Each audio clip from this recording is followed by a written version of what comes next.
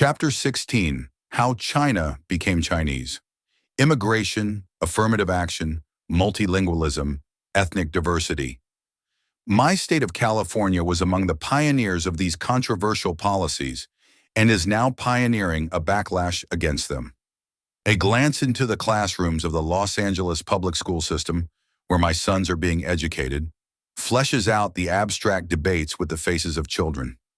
Those children represent over 80 languages spoken in the home, with English-speaking whites in the minority. Every single one of my son's playmates has at least one parent or grandparent who was born outside the United States. That's true of 3 of my own son's 4 grandparents. But immigration is merely restoring the diversity that America held for thousands of years. Before European settlement, the mainland United States was home to hundreds of Native American tribes and languages and came under control of a single government only within the last 100 years. In these respects, the United States is a thoroughly normal country. All but one of the world's 6 most populous nations are melting pots that achieved political unification recently, and that still support hundreds of languages and ethnic groups. For example, Russia, once a small Slavic state centered on Moscow, did not even begin its expansion beyond the Ural Mountains until AD 1582. From then until the 19th century, Russia proceeded to swallow up dozens of non-Slavic peoples, many of which retained their original language and cultural identity. Just as American history is the story of how our continent's expanse became American, Russia's history is the story of how Russia became Russian. India, Indonesia, and Brazil are also recent political creations, or recreations in the case of India, home to about 850, 670, and 210 languages, respectively. The great exception to this rule of the recent melting pot is the world's most populous nation, China. Today, China appears politically, culturally, and linguistically monolithic, at least to laypeople. It was already unified politically in 221 BC and has remained so for most of the centuries since then. From the beginnings of literacy in China, it has had only a single writing system, whereas modern Europe uses dozens of modified alphabets. Of China's 1.2 billion people, over 800 million speak Mandarin, the language with by far the largest number of native speakers in the world. Some 300 million others speak 7 other languages as similar to Mandarin, and to each other as Spanish is to Italian. Thus, not only is China not a melting pot, but it seems absurd to ask how China became Chinese. China has been Chinese, almost from the beginnings of its recorded history. We take this seeming unity of China so much for granted that we forget how astonishing it is. One reason why we should not have expected such unity is genetic. While a coarse racial classification of world peoples lumps all Chinese people as so-called Mongoloids, that category conceals much more variation than the differences between Swedes, Italians, and Irish within Europe. In particular, North and South Chinese are genetically and physically rather different. North Chinese are most similar to Tibetans and Nepalese, while South Chinese are similar to Vietnamese and Filipinos. My North and South Chinese friends can often distinguish each other at a glance by physical appearance. The North Chinese tend to be taller, heavier, paler, with more pointed noses, and with smaller eyes that appear more slanted because of what is termed their epicanthic fold. North and South China differ in environment and climate as well. The North is drier and colder, the South wetter and hotter. Genetic differences arising in those differing environments imply a long history of moderate isolation between peoples of North and South China. How did those peoples nevertheless end up with the same or very similar languages and cultures? China's apparent linguistic near unity is also puzzling in view of the linguistic disunity of other long-settled parts of the world. For instance, we saw in the last chapter that New Guinea, with less than 1/10 of China's area and with only about 40,000 years of human history, has 1,000 languages, including dozens of language groups whose differences are far greater than those among the 8 main Chinese languages.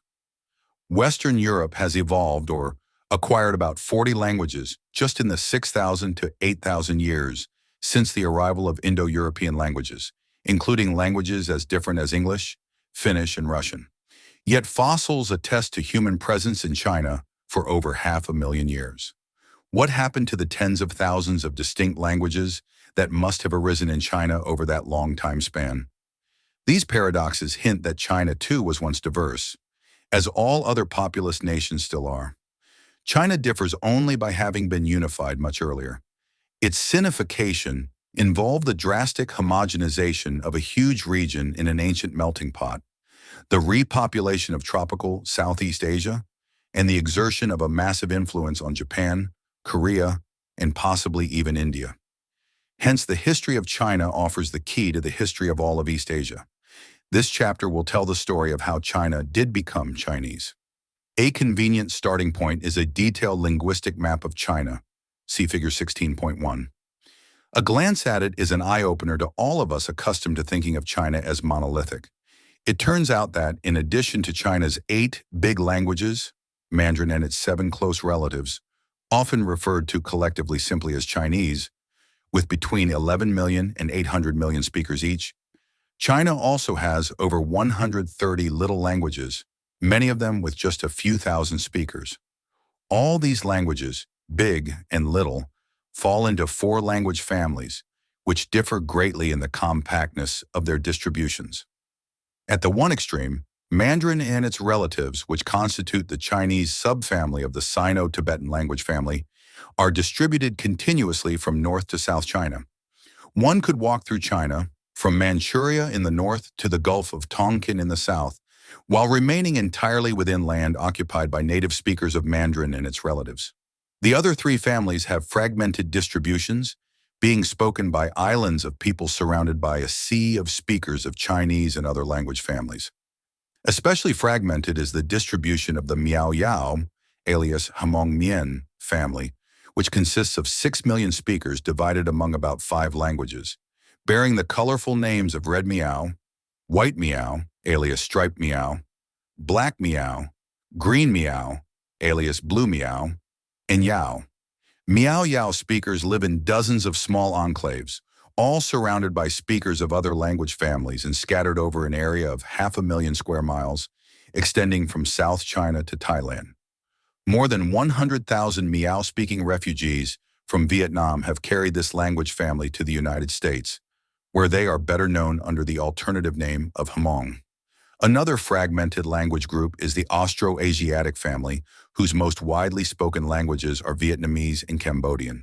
The 60 million Austroasiatic speakers are scattered from Vietnam in the east to the Malay Peninsula in the south and to northern India in the west.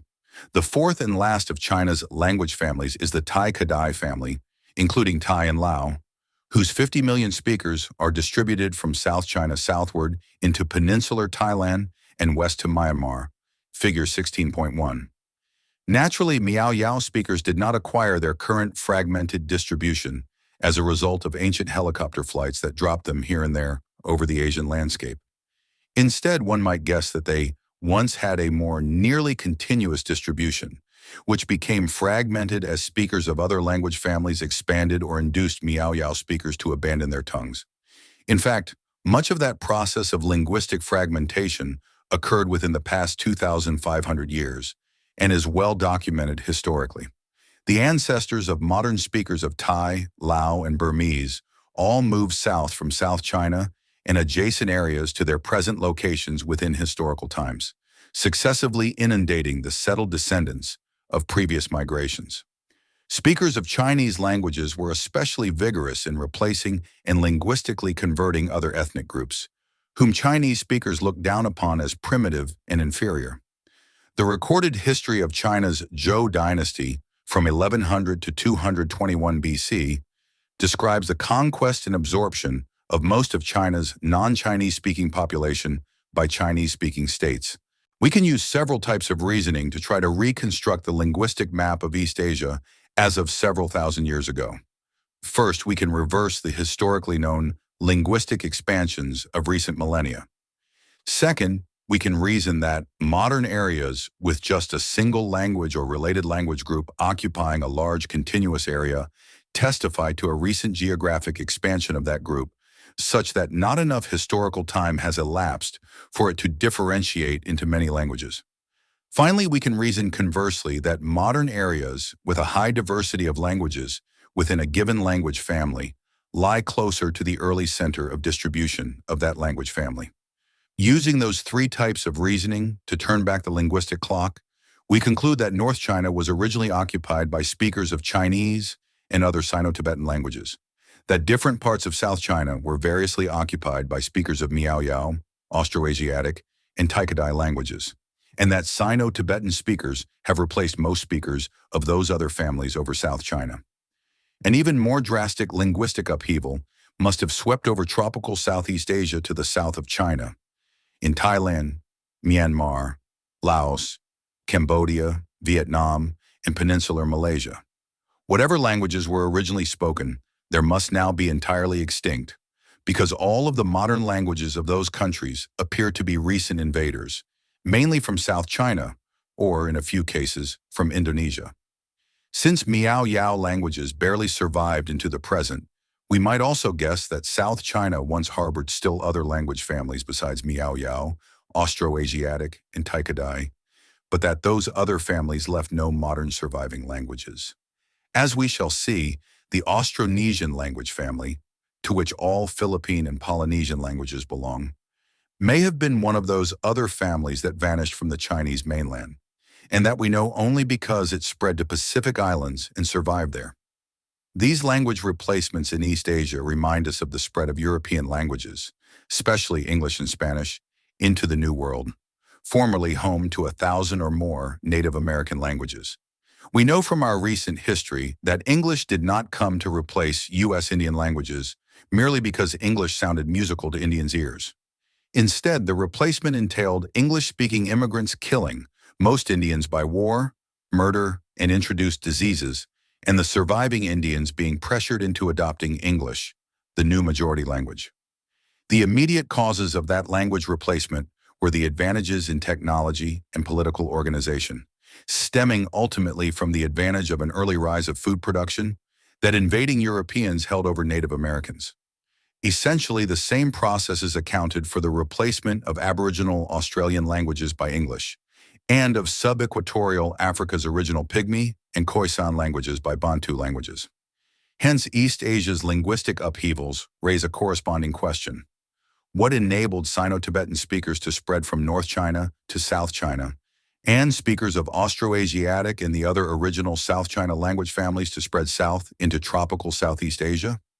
Here we must turn to archaeology for evidence of the technological, political, and agricultural advantages that some Asians evidently gained over other Asians. As everywhere else in the world, the archaeological record in East Asia for most of human history reveals only the debris of hunter-gatherers using unpolished stone tools and lacking pottery.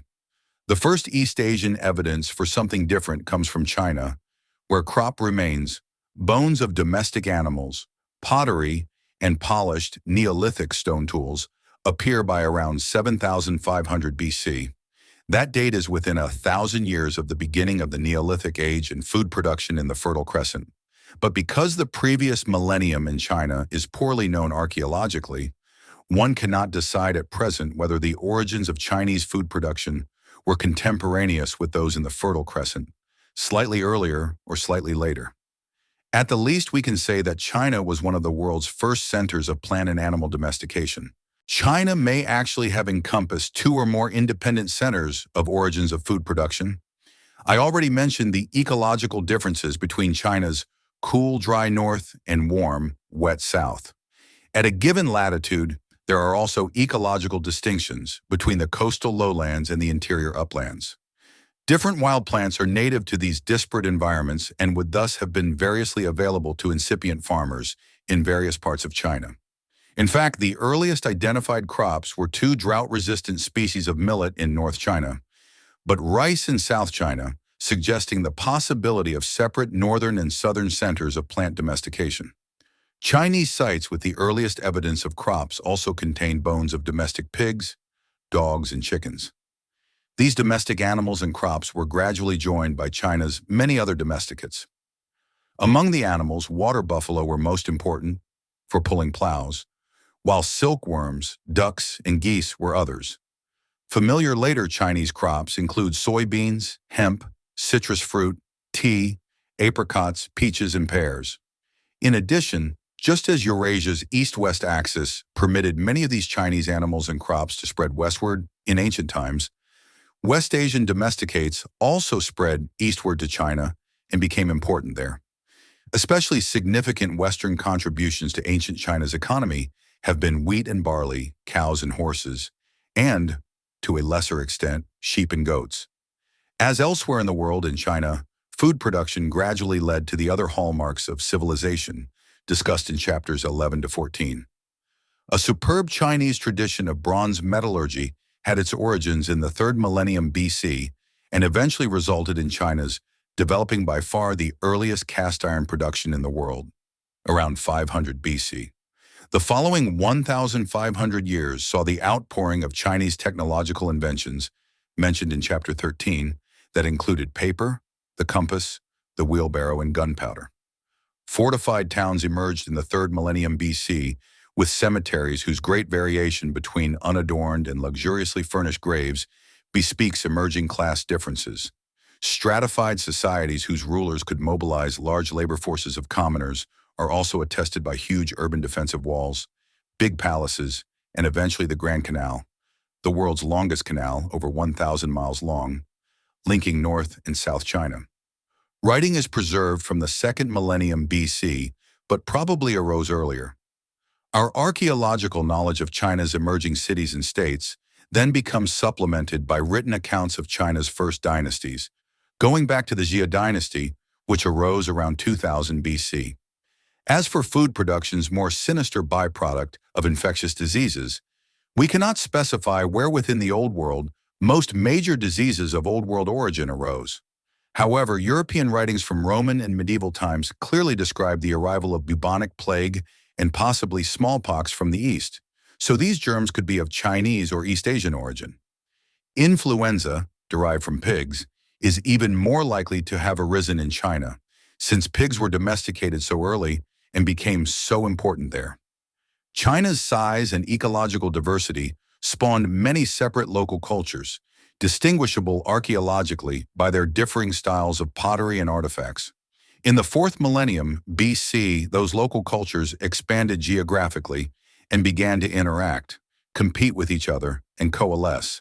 Just as exchanges of domesticates between ecologically diverse regions enriched Chinese food production, exchanges between culturally diverse regions enriched Chinese culture and technology, and fierce competition between warring chiefdoms drove the formation of ever larger and more centralized states. Chapter 14. While China's north-south gradient retarded crop diffusion, the gradient was less of a barrier there than in the Americas or Africa, because China's north-south distances were smaller, and because China's is transected neither by desert, as is Africa and northern Mexico, nor by a narrow isthmus, as is Central America. Instead, China's long east-west rivers, the Yellow River in the north, the Yangtze River in the south, facilitated diffusion of crops and technology between the coast and inland, while its broad east-west expanse and relatively gentle terrain, which eventually permitted those two river systems to be joined by canals, facilitated north-south exchanges. All these geographic factors contributed to the early cultural and political unification of China, whereas Western Europe, with a similar area but a more rugged terrain and no such unifying rivers, has resisted cultural and political unification to this day. Some developments spread from south to north in China, especially iron smelting and rice cultivation, but the predominant direction of spread was from north to south. That trend is clearest for writing.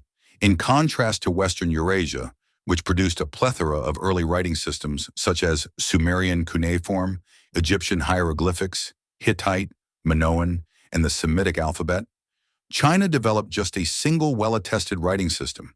It was perfected in North China, spread and preempted or replaced any other nascent system, and evolved into the writing still used in China today. Other major features of North Chinese societies that spread southward were bronze technology, Sino-Tibetan languages, and state formation.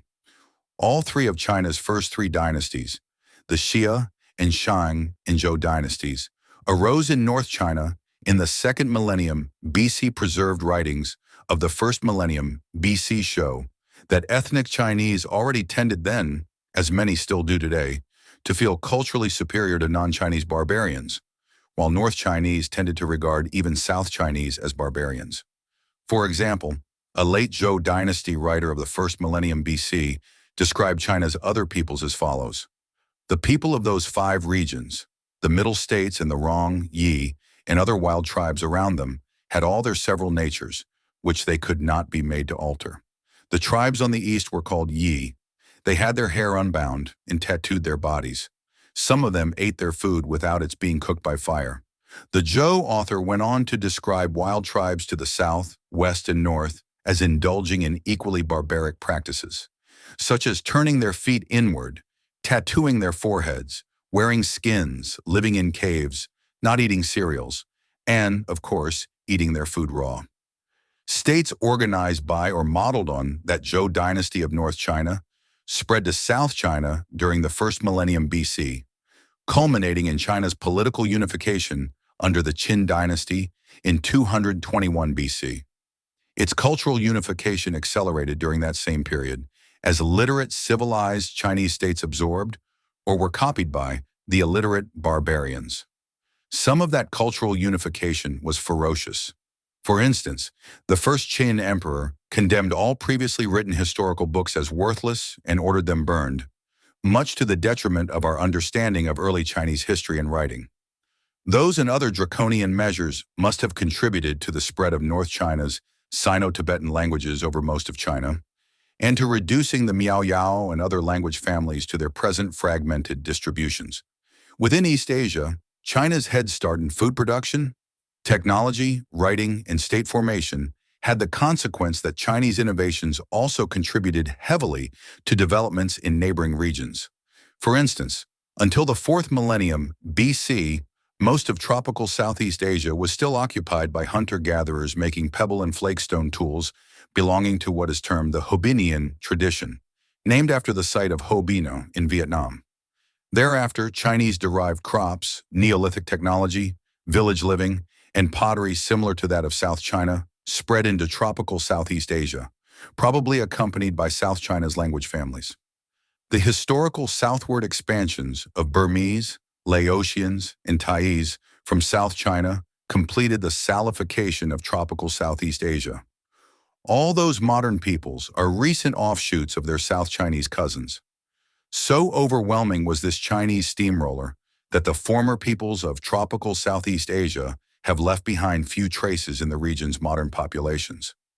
Just 3 relic groups of hunter-gatherers, the Semang Negritos of the Malay Peninsula, the Andaman Islanders, and the Vedoid Negritos of Sri Lanka, remain to suggest that tropical Southeast Asia's former inhabitants may have been dark-skinned and curly-haired, like modern New Guineans, and unlike the light-skinned, straight-haired South Chinese and the modern tropical Southeast Asians who are their offshoots. Those relic Negritos of Southeast Asia may be the last survivors of the source population from which New Guinea was colonized. The Semang Negritos persisted as hunter-gatherers, trading with neighboring farmers, but adopted an Austroasiatic language from those farmers, much as, we shall see, Philippine Negrito and African Pygmy hunter-gatherers adopted languages from their farmer trading partners. Only on the remote Andaman Islands do languages unrelated to the South Chinese language families persist, the last linguistic survivors of what must have been hundreds of now extinct Aboriginal Southeast Asian languages. Even Korea and Japan were heavily influenced by China, although their geographic isolation from it ensured that they did not lose their languages or physical and genetic distinctness, as did tropical Southeast Asia. Korea and Japan adopted rice from China in the 2nd millennium BC, bronze metallurgy by the 1st millennium BC, and writing in the 1st millennium AD. China also transmitted West Asian wheat and barley to Korea and Japan. In thus describing China's seminal role in East Asian civilization, we should not exaggerate. It is not the case that all cultural advances in East Asia stem from China, and that Koreans, Japanese, and tropical Southeast Asians were non-inventive barbarians who contributed nothing. The ancient Japanese developed some of the oldest pottery in the world and settled as hunter-gatherers in villages, subsisting on Japan's rich seafood resources, long before the arrival of food production. Some crops were probably domesticated first or independently in Japan, Korea, and tropical Southeast Asia. But China's role was nonetheless disproportionate. For example, the prestige value of Chinese culture is still so great in Japan and Korea that Japan has no thought of discarding its Chinese-derived writing system despite its drawbacks for representing Japanese speech, while Korea is only now replacing its clumsy Chinese-derived writing with its wonderful indigenous Hangul alphabet.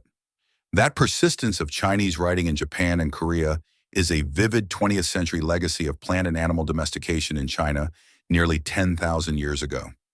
Thanks to the achievements of East Asia's first farmers, China became Chinese, and peoples from Thailand too, as we shall see in the next chapter, Easter Island became their cousins. Chapter 17.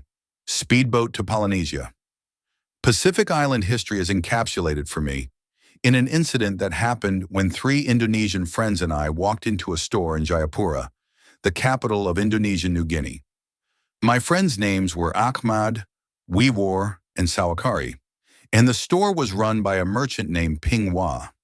Ahmad, an Indonesian government officer, was acting as the boss because he and I were organizing an ecological survey for the government and had hired Wiwar and Sawakari as local assistants. But Ahmed had never before been in a New Guinea mountain forest and had no idea what supplies to buy. The results were comical. At the moment that my friends entered the store, Ping Hua was reading a Chinese newspaper. When he saw Wiwar and Sawakari, he kept reading it, but then shoved it out of sight under the counter as soon as he noticed Ahmad. Ahmad picked up an axe head, causing Wiwar and Sawakari to laugh because he was holding it upside down. Wiwar and Sawakari showed him how to hold it correctly and to test it. Ahmad and Sawakari then looked at Wiwar's bare feet, with toes splayed wide from a lifetime of not wearing shoes. Sawakari picked out the widest available shoes and held them against Wiwar's feet, but the shoes were still too narrow, sending Ahmad and Sawakari and Ping Hua into peals of laughter. Ahmad picked up a plastic comb with which to comb out his straight, coarse black hair. Glancing at Wiwar's tough, tightly coiled hair, he handed the comb to Wiwar. It immediately stuck in Wiwar's hair, then broke as soon as Wiwar pulled on the comb. Everyone laughed, including Wiwar.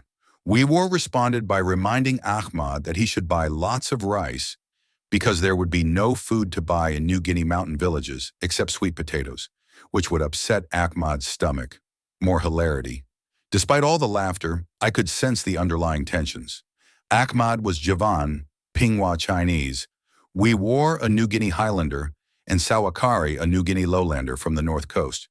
Javans dominate the Indonesian government, which annexed Western New Guinea in the 1960s and used bombs and machine guns to crush New Guinean opposition. Ahmad later decided to stay in town and to let me do the forest survey alone with Wiwar and Sawakari. He explained his decision to me by pointing to his straight, coarse hair, so unlike that of New Guineans, and saying that New Guineans would kill anyone with hair like his if they found him far from army backup. Ping Hua had put away his newspaper because importation of Chinese writing is nominally illegal in Indonesian New Guinea. In much of Indonesia, the merchants are Chinese immigrants. Latent mutual fear between the economically dominant Chinese and politically dominant Javans erupted in 1966 in a bloody revolution when Javans slaughtered hundreds of thousands of Chinese. As New Guineans, Wiwar and Sawakari shared most New Guineans' resentment of Javan dictatorship, but they also scorned each other's groups. Highlanders dismiss lowlanders as effete sago eaters, while lowlanders dismiss highlanders as primitive bigheads, referring both to their massive coiled hair and to their reputation for arrogance. Within a few days of my setting up an isolated forest camp with Wiwar and Sawakari, they came close to fighting each other with axes. Tensions among the groups that Ahmad, Wiwar, Sawakari, and Ping Hua represent dominate the politics of Indonesia, the world's 4th most populous nation. These modern tensions have roots going back thousands of years. When we think of major overseas population movements, we tend to focus on those since Columbus's discovery of the Americas, and on the resulting replacements of non-Europeans by Europeans within historic times. But there were also big overseas movements long before Columbus, and prehistoric replacements of non-European peoples by other non-European peoples. Wiwar, Ahmad, and Sawakari represent three prehistorical waves of people that moved overseas from the Asian mainland into the Pacific. Weewar's Highlanders are probably descended from an early wave that had colonized New Guinea from Asia by 40,000 years ago. Ahmad's ancestors arrived in Java ultimately from the South China coast, around 4,000 years ago, completing the replacement there of people related to Weewar's ancestors. Sawakari's ancestors reached New Guinea around 3,600 years ago as part of that same wave from the South China coast, while Pinghua's ancestors still occupy China. The population movement that brought Ahmad's and Sawakari's ancestors to Java and New Guinea, respectively, termed the Austronesian expansion, was among the biggest population movements of the last 6,000 years. One prong of it became the Polynesians, who populated the most remote islands of the Pacific and were the greatest seafarers among Neolithic peoples. Austronesian languages are spoken today as native languages over more than half of the globe's span, from Madagascar to Easter Island. In this book on human population movements since the end of the Ice Ages, the Austronesian expansion occupies a central place as one of the most important phenomena to be explained. Why did Austronesian people, stemming ultimately from mainland China, colonize Java and the rest of Indonesia and replace the original inhabitants there, instead of Indonesians colonizing China and replacing the Chinese? Having occupied all of Indonesia, why were the Austronesians then unable to occupy more than a narrow coastal strip of the New Guinea lowlands? And why were they completely unable to displace Weewar's people from the New Guinea highlands? How did the descendants of Chinese immigrants become transformed into Polynesians? Today, the population of Java, most other Indonesian islands, except the easternmost ones, and the Philippines is rather homogeneous. In appearance and genes, those islands' inhabitants are similar to South Chinese, and even more similar to tropical Southeast Asians, especially those of the Malay Peninsula. Their languages are equally homogeneous. While 374 languages are spoken in the Philippines and Western and Central Indonesia, all of them are closely related and fall within the same subfamily, Western Malayo-Polynesian, of the Austronesian language family.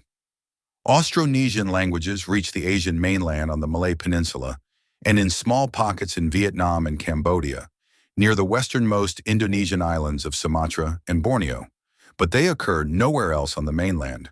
Figure 17.1. Some Austronesian words borrowed into English include taboo and tattoo from a Polynesian language, boondocks from the Tagalog language of the Philippines, and amok, batik, and orangutan from Malay. That genetic and linguistic uniformity of Indonesia and the Philippines is initially as surprising as is the predominant linguistic uniformity of China. The famous Java Homo erectus fossils prove that humans have occupied at least Western Indonesia for 1 million years. That should have given ample time for humans to evolve genetic and linguistic diversity and tropical adaptations, such as dark skins like those of many other tropical peoples. But instead, Indonesians and Filipinos have light skins. It is also surprising that Indonesians and Filipinos are so similar to tropical Southeast Asians and South Chinese in other physical features besides light skins and in their genes. A glance at a map makes it obvious that Indonesia offered the only possible route by which humans could have reached New Guinea and Australia 40,000 years ago. So one might naively have expected modern Indonesians to be like modern New Guineans and Australians. In reality, there are only a few New Guinean-like populations in the Philippines/Western Indonesia area, notably the Negritos living in mountainous areas of the Philippines. As is also true of the three New Guinean-like relic populations that I mentioned in Speaking of Tropical Southeast Asia, Chapter 16, the Philippine Negritos could be relics of populations ancestral to Weewar's people before they reached New Guinea. Even those Negritos speak Austronesian languages similar to those of their Filipino neighbors, implying that they too, like Malaysia's Semang, Negritos, and Africa's Pygmies, have lost their original language. All these facts suggest strongly that either tropical Southeast Asians or South Chinese, speaking Austronesian languages, recently spread through the Philippines and Indonesia, replacing all the former inhabitants of those islands except the Philippine Negritos, and replacing all the original island languages. That event evidently took place too recently for the colonists to evolve dark skins, distinct language families, or genetic distinctiveness or diversity. Their languages are, of course, much more numerous than the 8 dominant Chinese languages of mainland China, but are no more diverse. The proliferation of many similar languages in the Philippines and Indonesia merely reflects the fact that the islands never underwent a political and cultural unification, as did China. Details of language distributions provide valuable clues to the root of this hypothesized Austronesian expansion. The whole Austronesian language family consists of 959 languages divided among 4 subfamilies. But one of those subfamilies, termed Malayo-Polynesian, comprises 945 of those 959 languages and covers almost the entire geographic range of the Austronesian family. Before the recent overseas expansion of European-speaking Indo-European languages, Austronesian was the most widespread language family in the world. That suggests that the Malayo-Polynesian subfamily differentiated recently out of the Austronesian family and spread far from the Austronesian homeland, giving rise to many local languages, all of which are still closely related because there has been too little time to develop large linguistic differences. For the location of that Austronesian homeland, we should therefore look not to Malayo-Polynesian, but to the other 3 Austronesian subfamilies, which differ considerably more from each other and from Malayo-Polynesian than the subfamilies of Malayo-Polynesian differ among each other. It turns out that those 3 other subfamilies have coincident distributions, all of them tiny compared with the distribution of Malayo-Polynesian. They are confined to aborigines of the island of Taiwan, lying only 90 miles from the South China mainland. Taiwan's aborigines had the island largely to themselves until mainland Chinese began settling in large numbers within the last 1,000 years. Still more mainlanders arrived after 1945, especially after the Chinese Communists defeated the Chinese nationalists in 1949, so that aborigines now constitute only 2% of Taiwan's population. The concentration of 3 out of the 4 Austronesian subfamilies on Taiwan suggests that, within the present Austronesian realm, Taiwan is the homeland where Austronesian languages have been spoken for the most millennia and have consequently had the longest time in which to diverge. All other Austronesian languages, from those on Madagascar to those on Easter Island, would then stem from a population expansion out of Taiwan. We can now turn to archaeological evidence. While the debris of ancient village sites does not include fossilized words along with bones and pottery, it does reveal movements of people and cultural artifacts that could be associated with languages.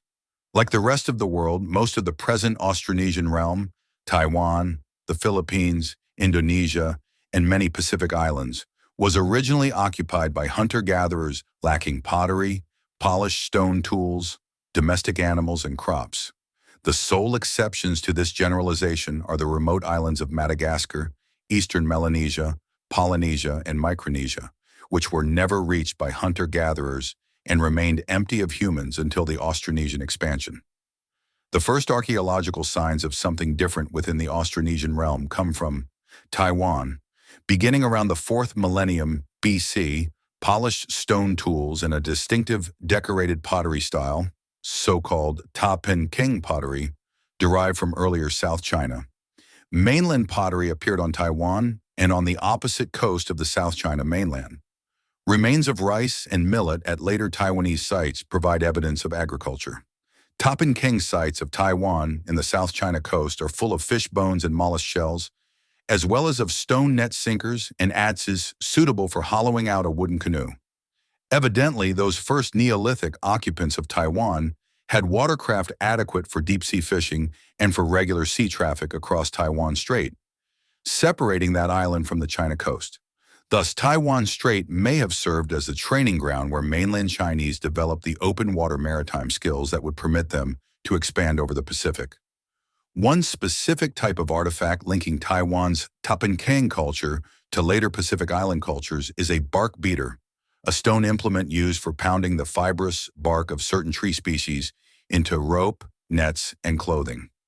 Once Pacific peoples spread beyond the range of wool-yielding domestic animals and fiber plant crops, and hence of woven clothing, they became dependent on pounded bark cloth for their clothing. Inhabitants of Rennell Island, a traditional Polynesian island that did not become westernized until the 1930s, told me that westernization yielded the wonderful side benefit that the island became quiet. No more sounds of bark beaters everywhere, pounding out bark cloth from dawn until after dusk every day. Within a millennium or so after the Tapankeng culture reached Taiwan, archaeological evidence shows that cultures obviously derived from it spread farther and farther from Taiwan to fill up the modern Austronesian realm. Figure 17.2. The evidence includes groundstone tools, pottery, bones of domestic pigs, and crop remains.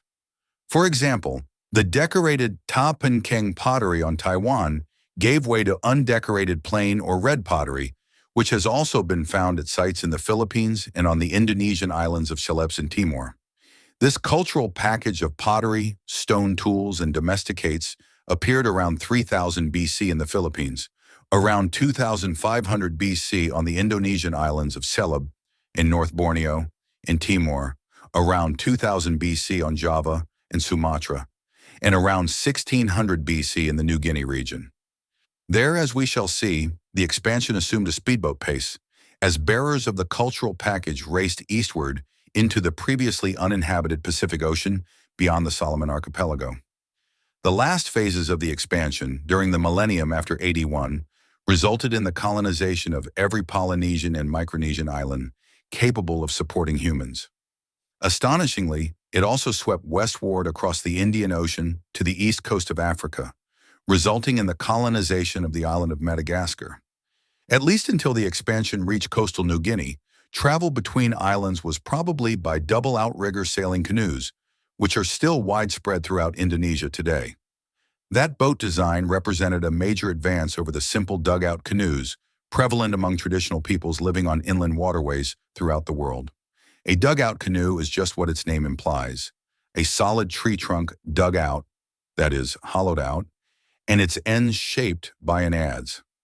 Since the canoe is as round-bottomed as the trunk from which it was carved, the least imbalance in weight distribution tips the canoe toward the overweighted side. Whenever I've been paddled in dugouts up New Guinea rivers by New Guineans, I have spent much of the trip in terror. It seemed that every slight movement of mine risked capsizing the canoe and spilling out me and my binoculars to commune with crocodiles.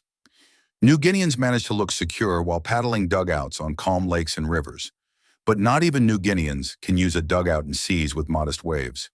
Hence, some stabilizing device must have been essential, not only for the Austronesian expansion through Indonesia, but even for the initial colonization of Taiwan. The solution was to lash two smaller logs, outriggers, parallel to the hull and several feet from it, one on each side, connected to the hull by poles lashed perpendicular to the hull and outriggers. Whenever the hull starts to tip toward one side, the buoyancy of the outrigger on that side prevents the outrigger from being pushed under the water and hence makes it virtually impossible to capsize the vessel. The invention of the double outrigger sailing canoe may have been the technological breakthrough that triggered the Austronesian expansion from the Chinese mainland. Two striking coincidences between archaeological and linguistic evidence support the inference that the people bringing a Neolithic culture to Taiwan, the Philippines, and Indonesia thousands of years ago spoke Austronesian languages and were ancestral to the Austronesian speakers still inhabiting those islands today. First, both types of evidence point unequivocally to the colonization of Taiwan as the first stage of the expansion from the South China coast, and to the colonization of the Philippines and Indonesia from Taiwan as the next stage. If the expansion had proceeded from tropical Southeast Asia's Malay Peninsula to the nearest Indonesian island of Sumatra, then to other Indonesian islands, and finally to the Philippines and Taiwan, we would find the deepest divisions reflecting the greatest time depth of the Austronesian language family among the modern languages of the Malay Peninsula and Sumatra, and the languages of Taiwan and the Philippines would have differentiated only recently within a single subfamily. Instead, the deepest divisions are in Taiwan, and the languages of the Malay Peninsula and Sumatra fall together in the same subfamily.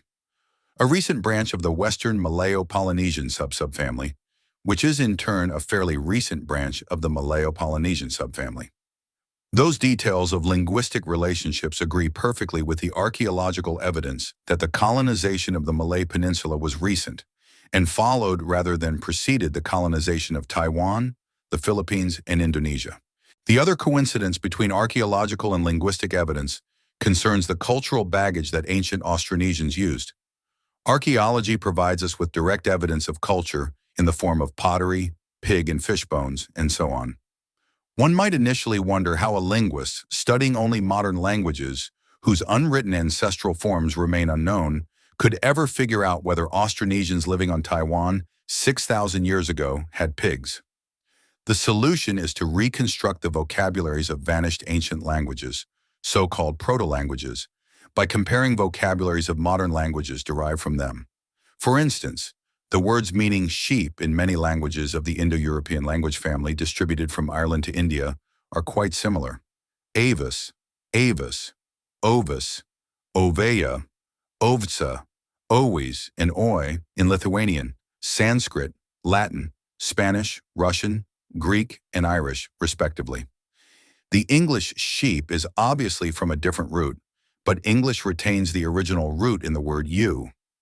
Comparison of the sound shifts that the various modern Indo-European languages have undergone during their histories suggests that the original form was ois in the ancestral Indo-European language spoken around 6,000 years ago. That unwritten ancestral language is termed Proto-Indo-European. Evidently, Proto-Indo-European 6,000 years ago had sheep, in agreement with archaeological evidence. Nearly 2,000 other words of their vocabulary can similarly be reconstructed, including words for goat, horse, wheel, brother, and eye. But no Proto-Indo-European word can be reconstructed for gun, which uses different roots in different modern Indo-European languages. Gun in English, fusil in French, rugio in Russian, and so on. That shouldn't surprise us. People 6,000 years ago couldn't possibly have had a word for guns, which were invented only within the past 1,000 years.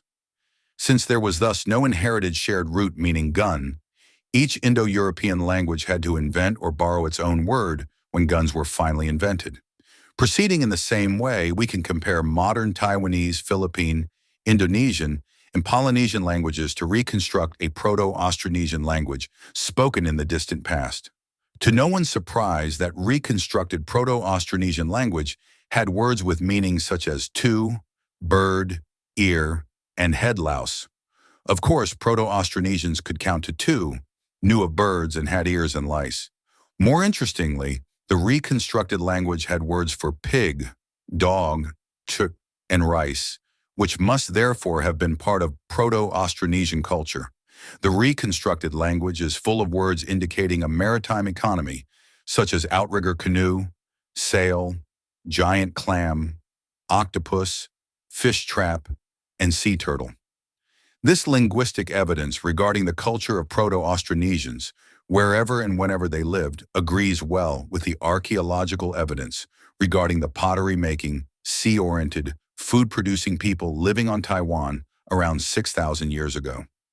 The same procedure can be applied to reconstruct Proto-Malayo-Polynesian, the ancestral language spoken by Austronesians after emigrating from Taiwan. Proto-Malayo-Polynesian contains words for many tropical crops like taro, breadfruit, bananas, yams, and coconuts, for which no word can be reconstructed in Proto-Austronesian. Thus, the linguistic evidence suggests that many tropical crops were added to the Austronesian repertoire after the emigration from Taiwan. This conclusion agrees with archaeological evidence. As colonizing farmers spread southward from Taiwan, lying about 23 degrees north of the equator, toward the equatorial tropics, they came to depend increasingly on tropical root and tree crops, which they proceeded to carry with them out into the tropical Pacific. How could those Austronesian-speaking farmers from South China via Taiwan replace the original hunter-gatherer population of the Philippines and Western Indonesia so completely that little genetic and no linguistic evidence of that original population survived? The reasons resemble the reasons why Europeans replaced or exterminated native Australians within the last 2 centuries, and why South Chinese replaced the original tropical Southeast Asians earlier. The farmers' much denser populations, superior tools and weapons, more developed watercraft and maritime skills, and epidemic diseases to which the farmers, but not the hunter-gatherers, had some resistance. On the Asian mainland, Austronesian-speaking farmers were able similarly to replace some of the former hunter-gatherers of the Malay Peninsula because Austronesians colonized the peninsula from the south and east, from the Indonesian islands of Sumatra and Borneo, around the same time that Austroasiatic-speaking farmers were colonizing the peninsula from the north, from Thailand. Other Austronesians managed to establish themselves in parts of southern Vietnam and Cambodia to become the ancestors of the modern Chamic minority of those countries. However, Austronesian farmers could spread no farther into the Southeast Asian mainland because Austroasiatic and Thai Kadai farmers had already replaced the former hunter-gatherers there, and because Austronesian farmers had no advantage over Austroasiatic and Thai Kadai farmers. Although we infer that Austronesian speakers originated from coastal South China, Austronesian languages today are not spoken anywhere in mainland China, possibly because they were among the hundreds of former Chinese languages eliminated by the southward expansion of Sino-Tibetan speakers. But the language families closest to Austronesian are thought to be Thai Kadai, Austroasiatic, and Miao Yao. Thus, while Austronesian languages in China may not have survived the onslaught of Chinese dynasties, some of their sister and cousin languages did. We have now followed the initial stages of the Austronesian expansion for 2,500 miles from the South China coast, through Taiwan and the Philippines to western and central Indonesia. In the course of that expansion, Austronesians came to occupy all habitable areas of those islands, from the seacoast to the interior, and from the lowlands to the mountains. By 1500 BC, their familiar archaeological hallmarks, including pig bones and plain red slip pottery, show that they had reached the eastern Indonesian island of Halmahera, less than 200 miles from the western end of the big mountainous island of New Guinea.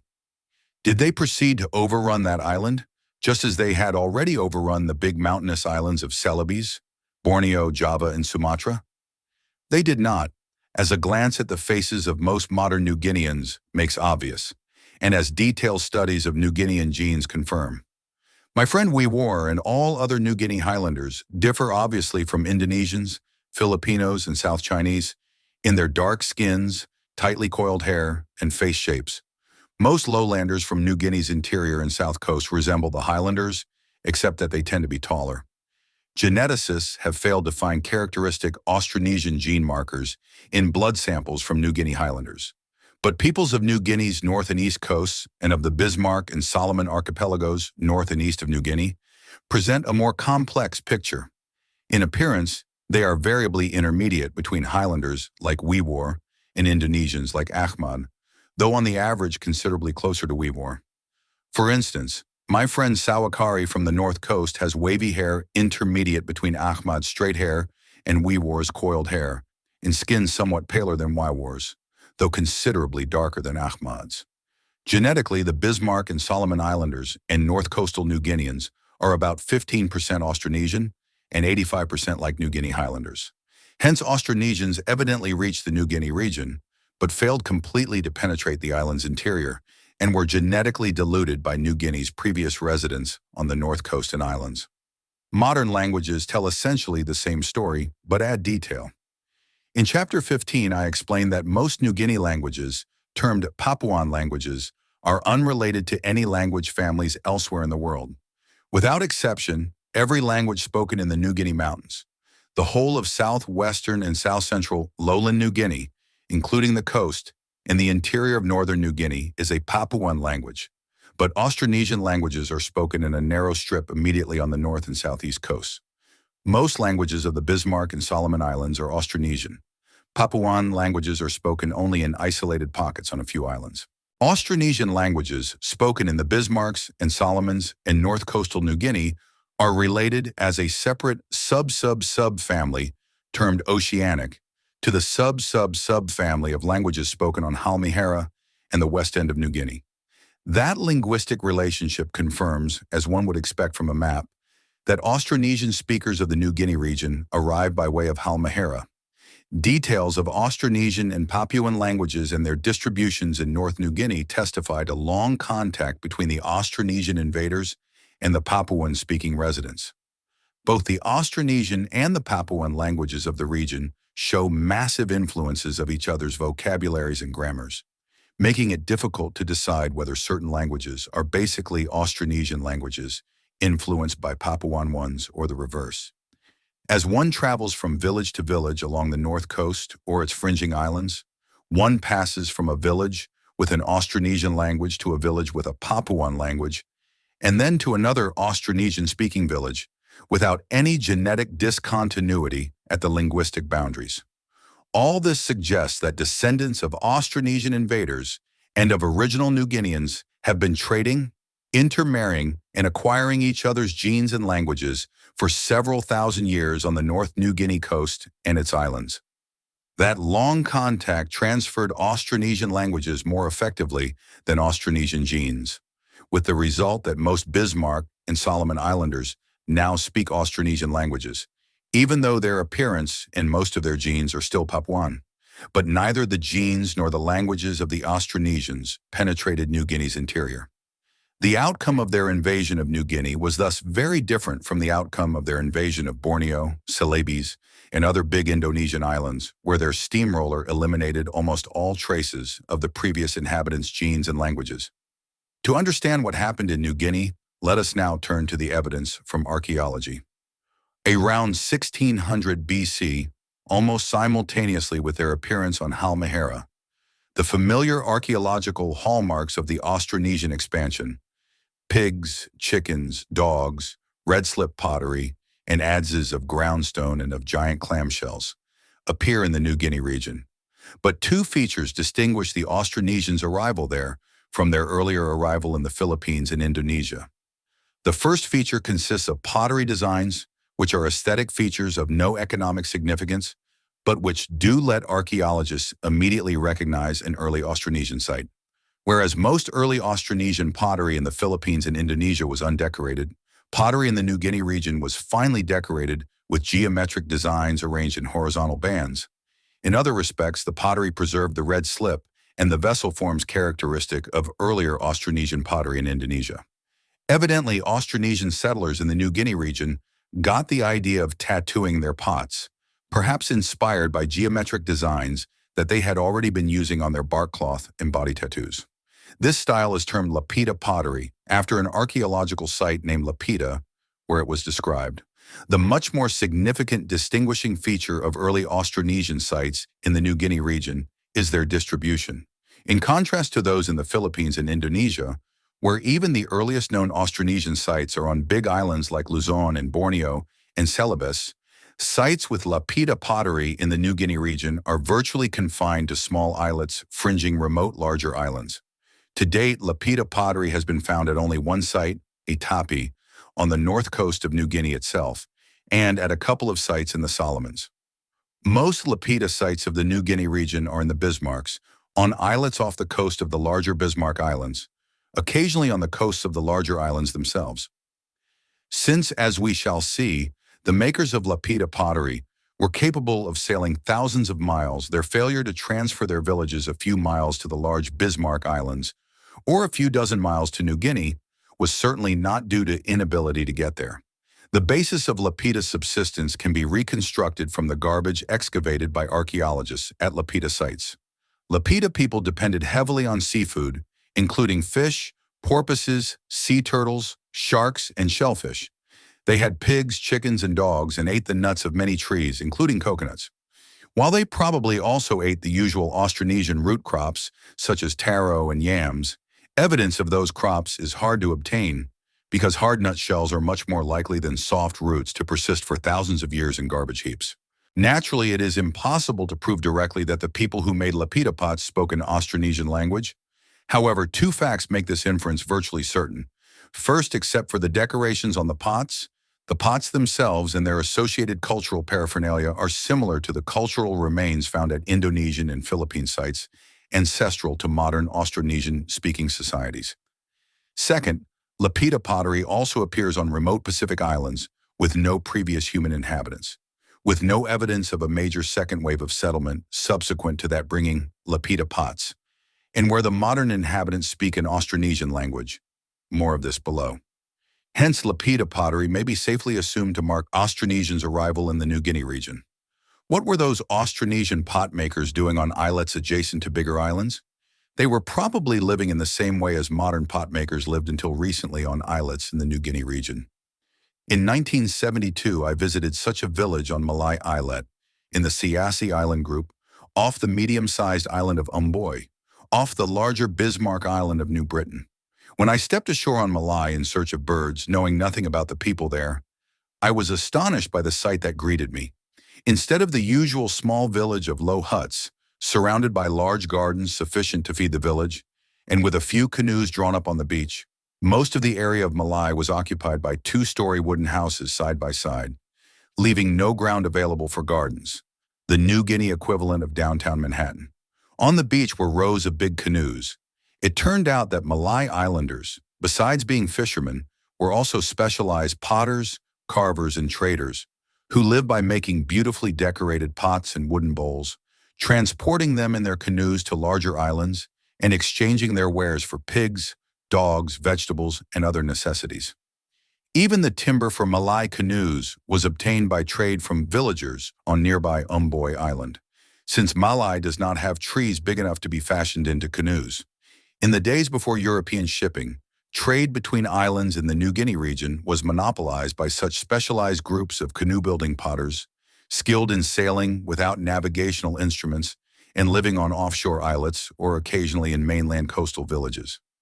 By the time I reached Malay in 1972, those indigenous trade networks had collapsed or contracted, partly because of competition from European motor vessels and aluminum pots, partly because the Australian colonial government forbade long-distance canoe voyaging after some accidents in which traders were drowned. I would guess that the Lapita potters were the inter-island traders of the New Guinea region in the centuries after 1600 BC. The spread of Austronesian languages to the north coast of New Guinea itself, and over even the largest Bismarck and Solomon Islands, must have occurred mostly after Lapita times, since Lapita sites themselves were concentrated on Bismarck islets. Not until around AD 1 did pottery derived from the Lapita style appear on the south side of New Guinea's southeast peninsula. When Europeans began exploring New Guinea in the late 19th century, all the remainder of New Guinea's south coast still supported populations only of Papuan language speakers, even though Austronesian-speaking populations were established not only on the southeastern peninsula, but also on the Aru and K Islands, lying 70 to 80 miles off western New Guinea's south coast. Austronesians thus had thousands of years in which to colonize New Guinea's interior and its southern coast from nearby bases, but they never did so. Even their colonization of North New Guinea's coastal fringe was more linguistic than genetic. All northern coastal peoples remained predominantly New Guineans in their genes. At most, some of them merely adopted Austronesian languages, possibly in order to communicate with the long-distance traders who linked societies. Thus, the outcome of the Austronesian expansion in the New Guinea region was opposite to that in Indonesia and the Philippines. In the latter region, the indigenous population disappeared, presumably driven off, killed, infected, or assimilated by the invaders. In the former region, the indigenous population mostly kept the invaders out. The invaders, the Austronesians, were the same in both cases, and the indigenous populations may also have been genetically similar to each other if the original Indonesian population, supplanted by Austronesians, really was related to New Guineans, as I suggested earlier. Why the opposite outcomes? The answer becomes obvious when one considers the differing cultural circumstances of Indonesia's and New Guinea's indigenous populations. Before Austronesians arrived, most of Indonesia was thinly occupied by hunter-gatherers, lacking even polished stone tools. In contrast, food production had already been established for thousands of years in the New Guinea highlands, and probably in the New Guinea lowlands and in the Bismarcks and Solomons as well. The New Guinea highlands supported some of the densest populations of Stone Age people anywhere in the modern world. Austronesians enjoyed few advantages in competing with those established New Guinean populations. Some of the crops on which Austronesians subsisted, such as taro, yams, and bananas, had probably already been independently domesticated in New Guinea before Austronesians arrived. The New Guineans readily integrated Austronesian chickens, dogs, and especially pigs into their food-producing economies. New Guineans already had polished stone tools. They were at least as resistant to tropical diseases as were Austronesians, because they carried the same 5 types of genetic protections against malaria as did Austronesians, and some or all of those genes evolved independently in New Guinea. New Guineans were already accomplished seafarers, although not as accomplished as the makers of lapita pottery. Tens of thousands of years before the arrival of Austronesians, New Guineans had colonized the Bismarck and Solomon archipelagos, and a trade in obsidian, a volcanic stone suitable for making sharp tools, was thriving in the Bismarcks at least 18,000 years before the Austronesians arrived. New Guineans even seem to have expanded recently westward against the Austronesian tide into eastern Indonesia, where languages spoken on the islands of North Halmahera and of Timor are typical Papuan languages related to some languages of Western New Guinea. In short, the variable outcomes of the Austronesian expansion strikingly illustrate the role of food production in human population movements. Austronesian food producers migrated into 2 regions, New Guinea and Indonesia, occupied by resident peoples who were probably related to each other. The residents of Indonesia were still hunter-gatherers, while the residents of New Guinea were already food producers and had developed many of the concomitants of food production: dense populations, disease resistance, more advanced technology, and so on. As a result, while the Austronesian expansion swept away the original Indonesians, it failed to make much headway in the New Guinea region, just as it also failed to make headway against Austroasiatic and Tai-Kadai food producers in tropical Southeast Asia. We have now traced the Austronesian expansion through Indonesia and up to the shores of New Guinea and tropical Southeast Asia. In Chapter 19, we shall trace it across the Indian Ocean to Madagascar, while in Chapter 15 we saw that ecological difficulties kept Austronesians from establishing themselves in northern and western Australia. The expansion's remaining thrust began when the lapita potters sailed far eastward into the Pacific beyond the Solomons, into an island realm that no other humans had reached previously. Around 1200 BC, lapita potsherds, the familiar triumvirate of pigs and chickens and dogs, and the usual other archaeological hallmarks of Austronesians appeared on the Pacific archipelagos of Fiji, Samoa, and Tonga, over 1,000 miles east of the Solomons. Early in the Christian era, most of those same hallmarks, with the notable exception of pottery, appeared on the islands of eastern Polynesia, including the societies and marquesas. Further long overwater canoe voyages brought settlers north to Hawaii, east to Pitcairn and Easter Islands, and southwest to New Zealand. The native inhabitants of most of those islands today are the Polynesians, who thus are the direct descendants of the lapita potters. They speak Austronesian languages closely related to those of the New Guinea region, and their main crops are the Austronesian package that included taro, yams, bananas, coconuts, and breadfruit. With the occupation of the Chatham Islands off New Zealand around AD 1400, barely a century before European explorers entered the Pacific, the task of exploring the Pacific was finally completed by Asians. Their tradition of exploration, lasting tens of thousands of years, had begun when Weaver's ancestors spread through Indonesia to New Guinea and Australia. It ended only when it had run out of targets and almost every habitable Pacific island had been occupied.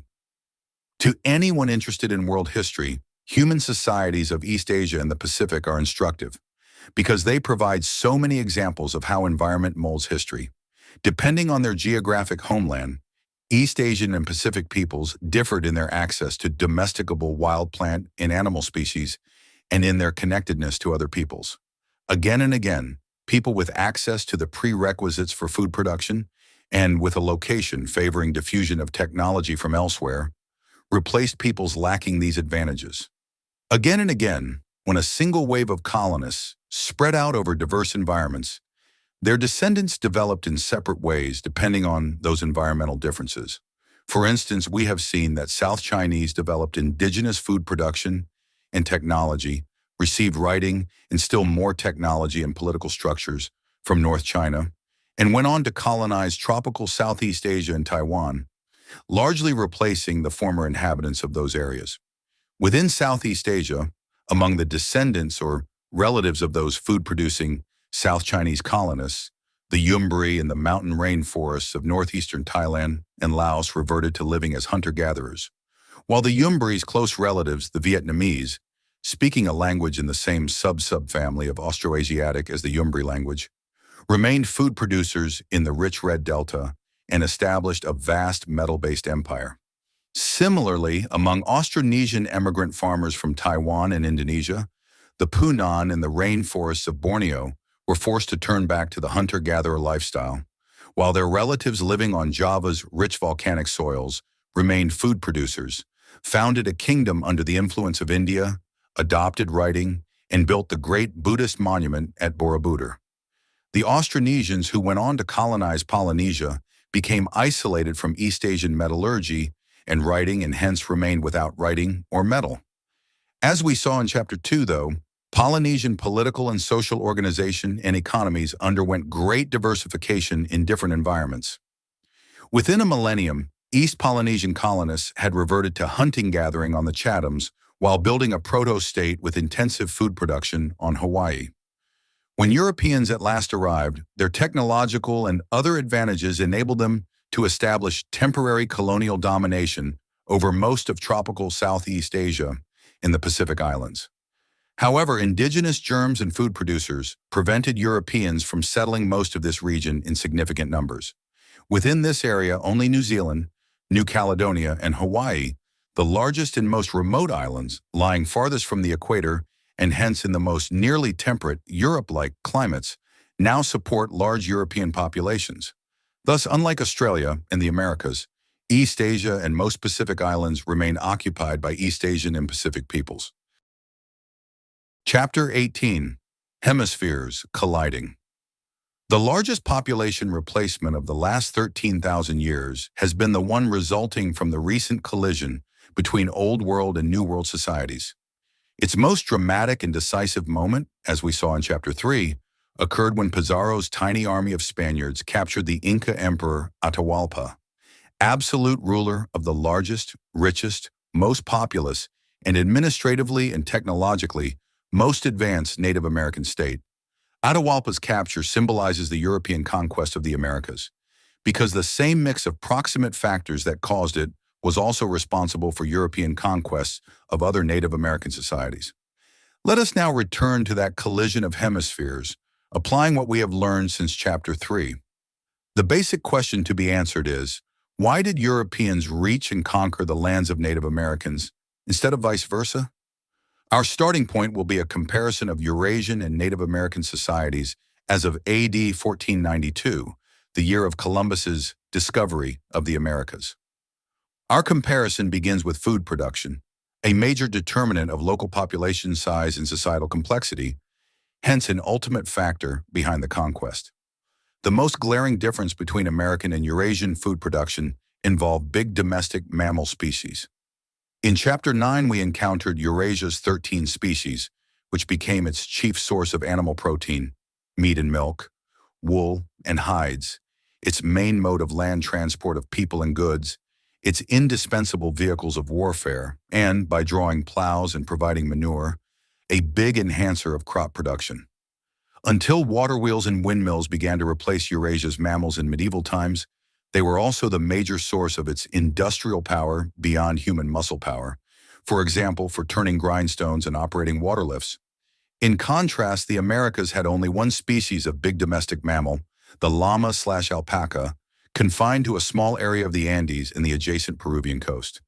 While it was used for meat, wool, hides, and goods transport, it never yielded milk for human consumption, never bore a rider, never pulled a cart or a plow, and never served as a power source or vehicle of warfare. That's an enormous set of differences between Eurasian and Native American societies, due largely to the late Pleistocene extermination, of most of North and South America's former big wild mammal species. If it had not been for those extinctions, modern history might have taken a different course. When Cortés and his bedraggled adventurers landed on the Mexican coast in 1519, they might have been driven into the sea by thousands of Aztec cavalry mounted on domesticated Native American horses. Instead of the Aztecs dying of smallpox, the Spaniards might have been wiped out by American germs transmitted by disease-resistant Aztecs. American civilizations resting on animal power might have been sending their own conquistadors to ravage Europe, but those hypothetical outcomes were foreclosed by mammal extinctions thousands of years earlier. Those extinctions left Eurasia with many more wild candidates for domestication than the Americas offered. Most candidates disqualify themselves as potential domesticates for any of half a dozen reasons. Hence, Eurasia ended up with its 13 species of big domestic mammals, and the Americas with just its one very local species. Both hemispheres also had domesticated species of birds and small mammals, the turkey, guinea pig, and Muscovy duck very locally, and the dog more widely in the Americas.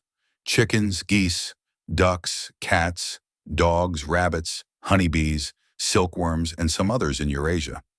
But the significance of all those species of small domestic animals was trivial compared with that of the big ones.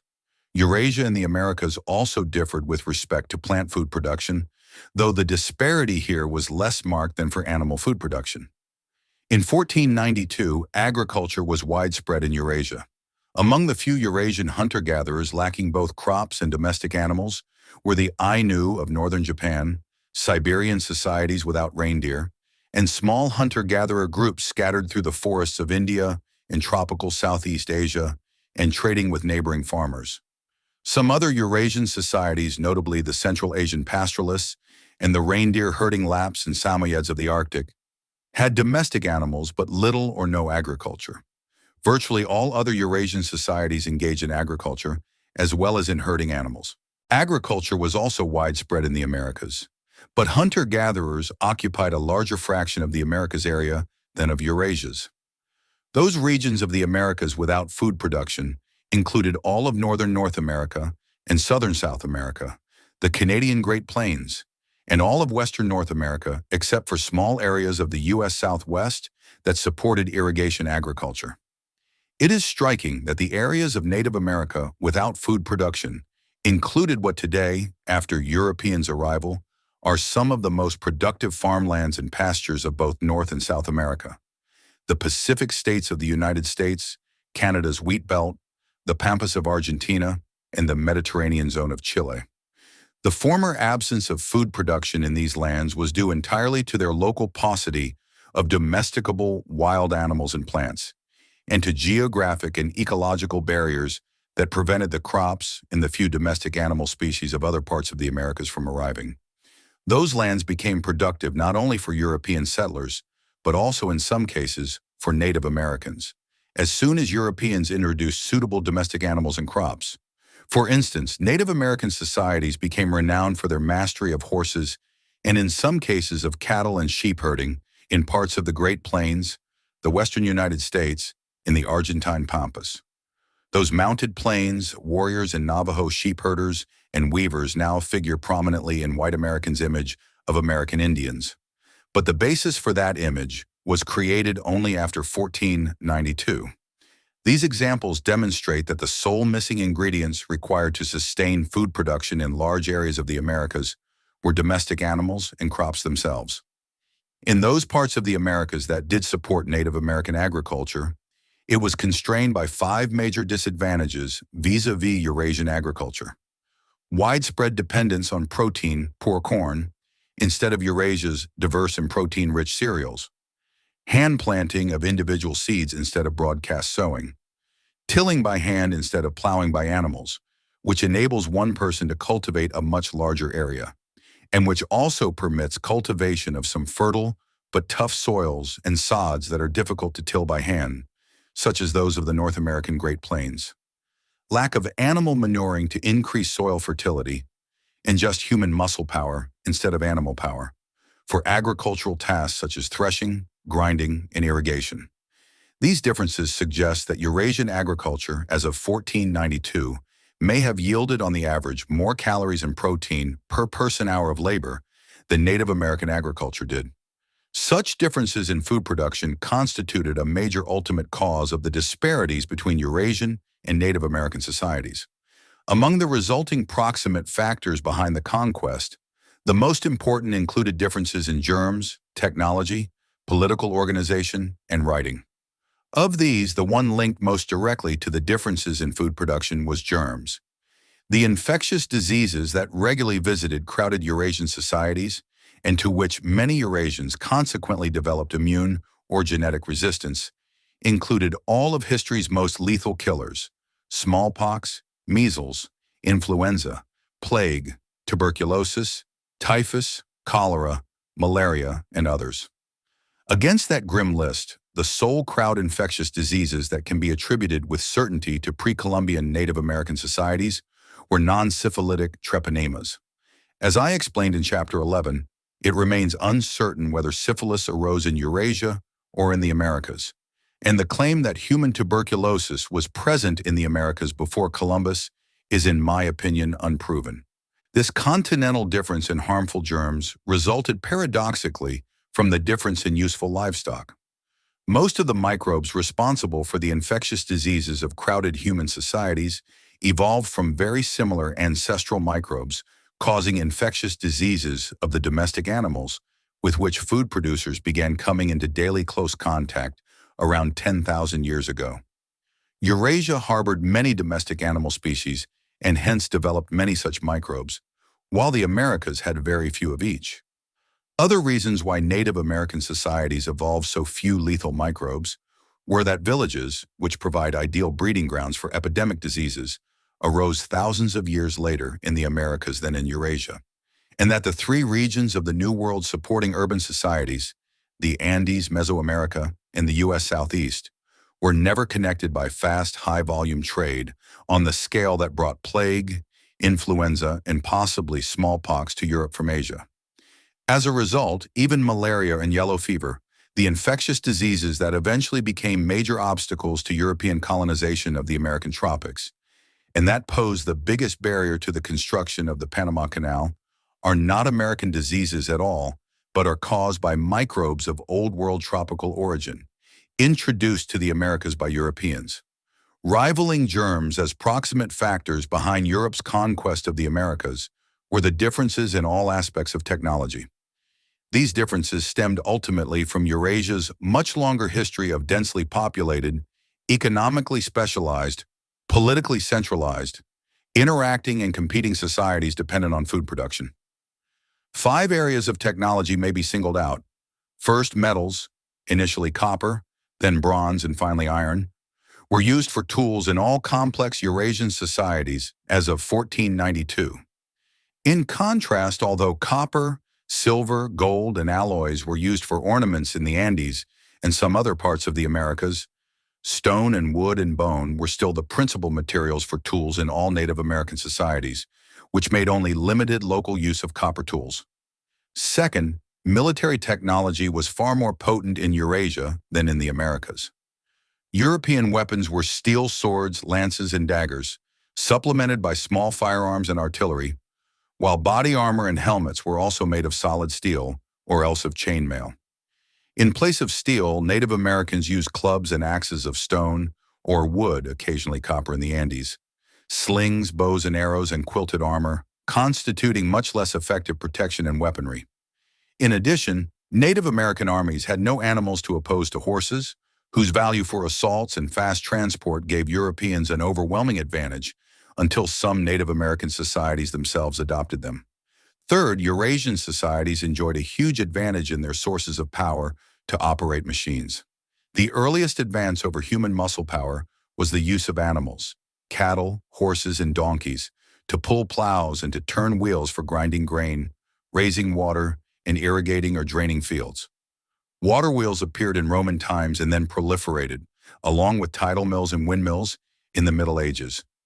Coupled to systems of geared wheels, those engines harnessing water and wind power were used not only to grind grain and move water, but also to serve myriad manufacturing purposes, including crushing sugar, driving blast furnace bellows, grinding ores, making paper, polishing stone, pressing oil, producing salt, producing textiles, and sawing wood. It is conventional to define the Industrial Revolution arbitrarily as beginning with the harnessing of steam power in the 18th century in England.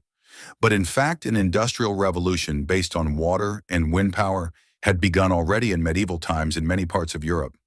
As of 1492, all of those operations to which animal, water, and wind power were being applied in Eurasia were still being carried out by human muscle power in the Americas. Long before the wheel began to be used in power conversion in Eurasia, It had become the basis of most Eurasian land transport, not only for animal-drawn vehicles, but also for human-powered wheelbarrows, which enabled one or more people, still using just human muscle power, to transport much greater weights than they could have otherwise. Wheels were also adopted in Eurasian pottery making and in clocks. None of those uses of the wheel was adopted in the Americas, where wheels are attested only in Mexican ceramic toys. The remaining area of technology to be mentioned is sea transport. Many Eurasian societies developed large sailing ships, some of them capable of sailing against the wind and crossing the ocean, equipped with sextants, magnetic compasses, stern post rudders, and cannons. In capacity, speed, maneuverability, and seaworthiness, those Eurasian ships were far superior to the rafts that carried out trade between the New World's most advanced societies, those of the Andes and Mesoamerica. Those rafts sailed with the wind along the Pacific coast. Pizarro's ship easily ran down and captured such a raft on his first voyage toward Peru. In addition to their germs and technology, Eurasian and Native American societies differed in their political organization. By late medieval or Renaissance times, most of Eurasia had come under the rule of organized states. Among these, the Habsburg, Ottoman, and Chinese states, the Mughal state of India, and the Mongol state at its peak in the 13th century started out as large polyglot amalgamations formed by the conquest of other states. For that reason, they are generally referred to as empires. Many Eurasian states and empires had official religions that contributed to state cohesion, being invoked to legitimize the political leadership and to sanction wars against other peoples. Tribal and band societies in Eurasia were largely confined to the Arctic reindeer herders, the Siberian hunter-gatherers, and the hunter-gatherer enclaves in the Indian subcontinent and tropical Southeast Asia. The Americas had two empires, those of the Aztecs and Incas, which resembled their Eurasian counterparts in size, population, polyglot makeup, official religions, and origins in the conquest of smaller states. In the Americas, those were the sole two political units capable of mobilizing resources for public works or war on the scale of many Eurasian states, whereas 7 European states, Spain, Portugal, England, France, Holland, Sweden, and Denmark, had the resources to acquire American colonies between 1492 and 1666. The Americas also held many chiefdoms, some of them virtually small states, in tropical South America, Mesoamerica beyond Aztec rule, and the U.S. Southeast. The rest of the Americas was organized only at the tribal or band level. The last proximate factor to be discussed is writing. Most Eurasian states had literate bureaucracies, and in some, a significant fraction of the populace, other than bureaucrats, was also literate. Writing empowered European societies by facilitating political administration and economic exchanges, motivating and guiding exploration and conquest, and making available a range of information and human experience extending into remote places and times. In contrast, use of writing in the Americas was confined to the elite in a small area of Mesoamerica. The Inca Empire employed an accounting system and mnemonic device based on knots, termed quipu, but it could not have approached writing as a vehicle for transmitting detailed information. Thus, Eurasian societies in the time of Columbus enjoyed big advantages over Native American societies in food production, germs, technology, including weapons, political organization, and writing. These were the main factors tipping the outcome of the post-Columbian collisions. But those differences as of AD 1492 represent just one snapshot of historical trajectories that had extended over at least 13,000 years in the Americas, and over a much longer time in Eurasia. For the Americas in particular, the 1492 snapshot captures the end of the independent trajectory of Native Americans. Let us now trace out the earlier stages of those trajectories. Table 18.1 summarizes approximate dates of the appearance of key developments in the main homelands of each hemisphere: the Fertile Crescent in China and Eurasia, the Andes and Amazonia, and Mesoamerica in the Americas. It also includes the trajectory for the minor New World homeland of the eastern United States, and that for England, which is not a homeland at all, but is listed to illustrate how rapidly development spread from the Fertile Crescent. This table is sure to horrify any knowledgeable scholar because it reduces exceedingly complex histories to a few seemingly precise dates. In reality, all of those dates are merely attempts to label arbitrary points along a continuum. For example, more significant than the date of the first metal tool found by some archaeologists is the time when a significant fraction of all tools was made of metal. But how common must metal tools be to rate as widespread? Dates for the appearance of the same development may differ among different parts of the same homeland. For instance, within the Andean region, pottery appears about 1,300 years earlier in coastal Ecuador, 3,100 BC, than in Peru, 1,800 BC. Some dates, such as those for the rise of chiefdoms, are more difficult to infer from the archaeological record than are dates of artifacts like pottery or metal tools. Some of the dates in Table 18.1 are very uncertain, especially those for the onset of American food production. Nevertheless, as long as one understands that the table is a simplification, it is useful for comparing continental histories. The table suggests that food production began to provide a large fraction of human diets around 5,000 years earlier in the Eurasian homelands than in those of the Americas. A caveat must be mentioned immediately. While there is no doubt about the antiquity of food production in Eurasia, there is controversy about its onset in the Americas. In particular, archaeologists often cite considerably older claimed dates for domesticated plants at Coxcatlan Cave in Mexico, at Guitarrero Cave in Peru, and at some other American sites than the dates given in the table. Those claims are now being reevaluated for several reasons. Recent direct radiocarbon dating of crop remains themselves has in some cases been yielding younger dates. The older dates previously reported were based instead on charcoal thought to be contemporaneous with the plant remains, but possibly not so, and the status of some of the older plant remains as crops or just as collected wild plants is uncertain.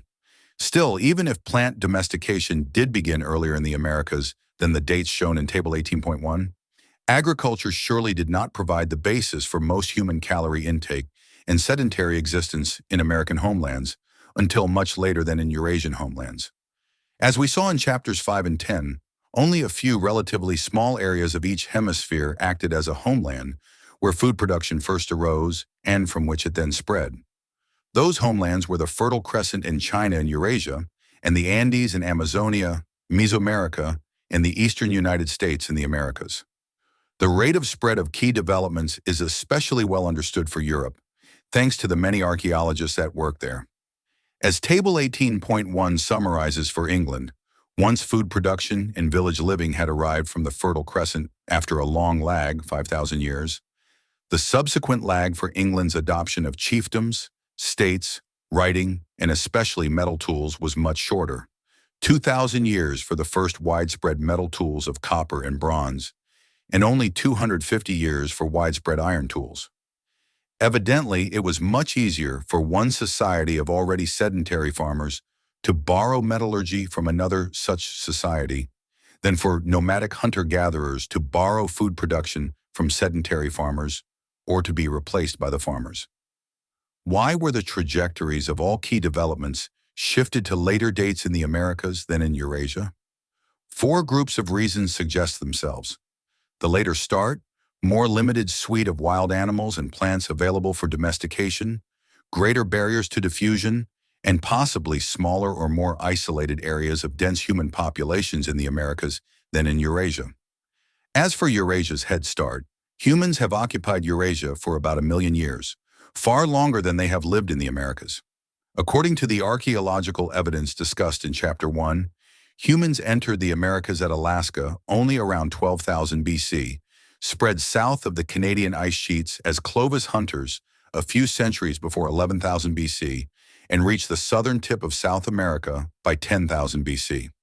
Even if the disputed claims of older human occupation sites in the Americas prove valid, those postulated pre-Clovis inhabitants remain for unknown reasons very sparsely distributed and did not launch a Pleistocene proliferation of hunter-gatherer societies with expanding populations, technology, and art as in the Old World. Food production was already arising in the Fertile Crescent only 1,500 years after the time when Clovis-derived hunter-gatherers were just reaching southern South America. Several possible consequences of that Eurasian head start deserve consideration. First, could it have taken a long time after 11,000 BC for the Americas to fill up with people? When one works out the likely numbers involved, one finds that this effect would make only a trivial contribution to the Americas' 5,000-year lag in food-producing villages. The calculations given in Chapter 1 tell us that even if a mere 100 pioneering Native Americans had crossed the Canadian border into the lower United States and increased at a rate of only 1% per year, they would have saturated the Americas with hunter-gatherers within 1,000 years. Spreading south at a mere 1 mile per month, those pioneers would have reached the southern tip of South America only 700 years after crossing the Canadian border. Those postulated rates of spread and of population increase are very low compared with actual known rates for peoples occupying previously uninhabited or sparsely inhabited lands. Hence, the Americas were probably fully occupied by hunter-gatherers within a few centuries of the arrival of the first colonists. Second, could a large part of the 5,000-year lag have represented the time that the first Americans required to become familiar with the new local plant species, animal species, and rock sources that they encountered? If we can again reason by analogy with New Guinean and Polynesian hunter-gatherers and farmers occupying previously unfamiliar environments, such as Maori colonists of New Zealand or Tudawe colonists of New Guinea's Karimuy Basin, the colonists probably discovered the best rock sources and learned to distinguish useful from poisonous wild plants and animals in much less than a century. Third, what about Eurasians' head start in developing locally appropriate technology? The early farmers of the Fertile Crescent and China were heirs to the technology that behaviorally modern Homo sapiens had been developing to exploit local resources in those areas for tens of thousands of years. For instance, the stone sickles, underground storage pits, and other technology that hunter-gatherers of the Fertile Crescent had been evolving to utilize wild cereals were available to the first cereal farmers of the Fertile Crescent. In contrast, the first settlers of the Americas arrived in Alaska with equipment appropriate to the Siberian Arctic tundra. They had to invent for themselves the equipment suitable to each new habitat they encountered. That technology lag may have contributed significantly to the delay in Native American developments.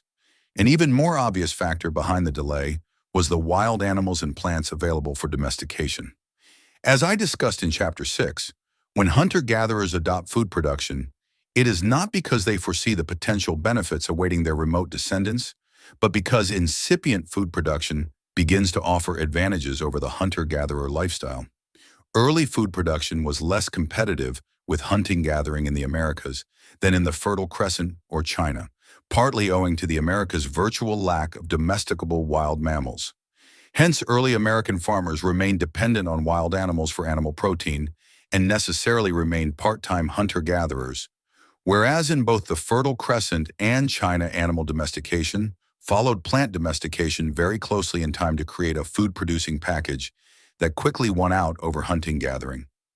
In addition, Eurasian domestic animals made Eurasian agriculture itself more competitive by providing fertilizer and eventually by drawing plows. Features of American wild plants also contributed to the lesser competitiveness of Native American food production.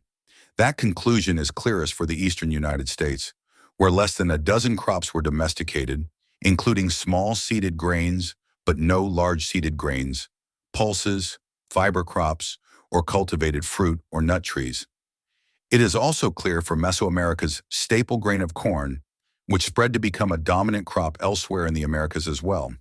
Whereas the Fertile Crescent's wild wheat and barley evolved into crops with minimal changes, and within a few centuries, wild teosinte may have required several thousand years to evolve into corn, having to undergo drastic changes in its reproductive biology and energy allocation to seed production, loss of the seed's rock-hard casings, and an enormous increase in cob size.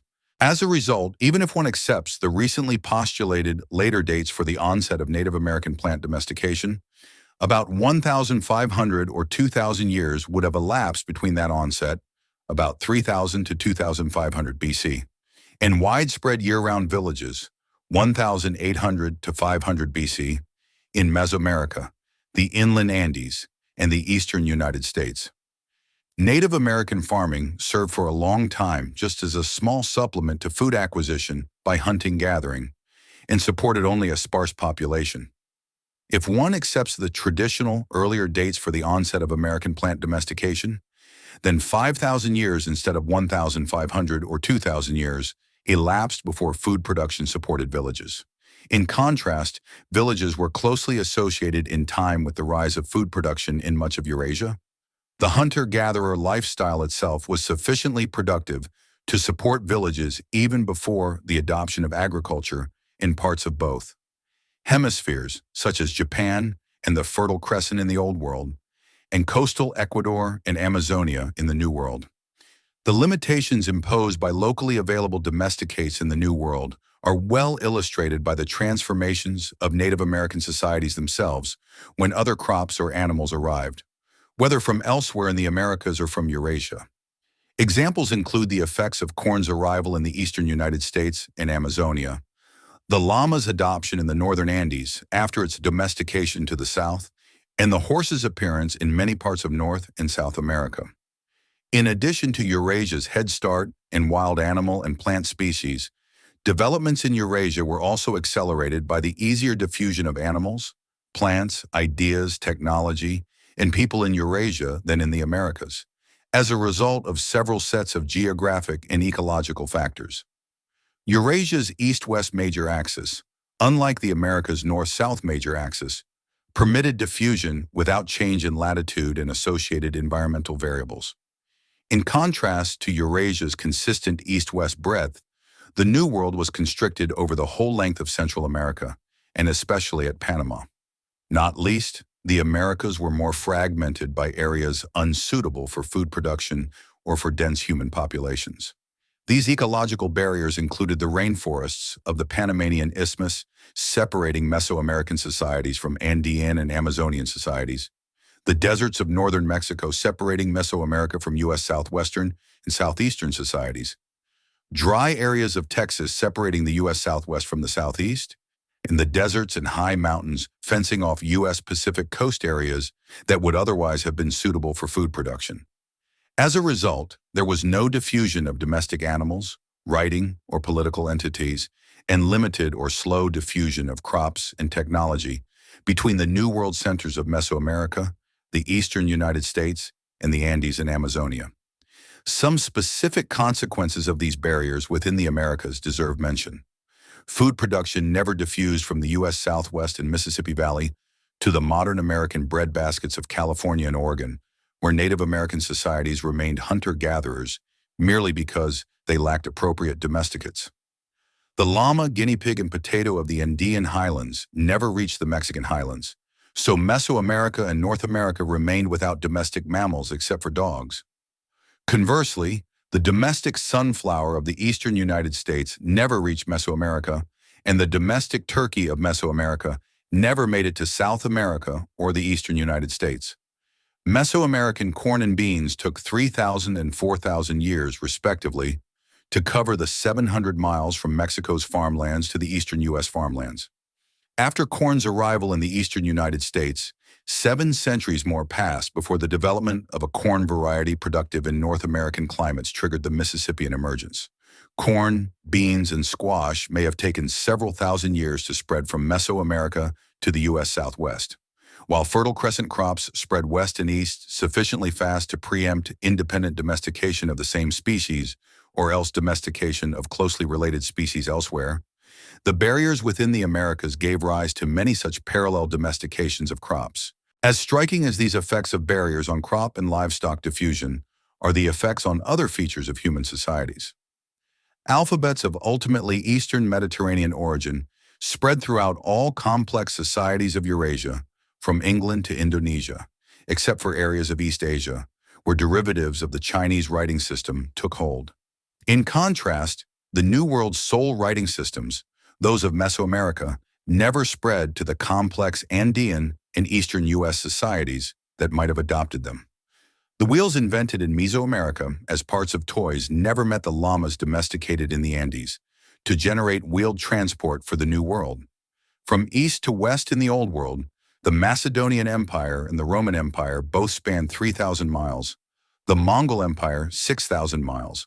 But the empires and states of Mesoamerica had no political relations with and apparently never even heard of the chiefdoms of the eastern United States 700 miles to the north, or the empires and states of the Andes 1,200 miles to the south.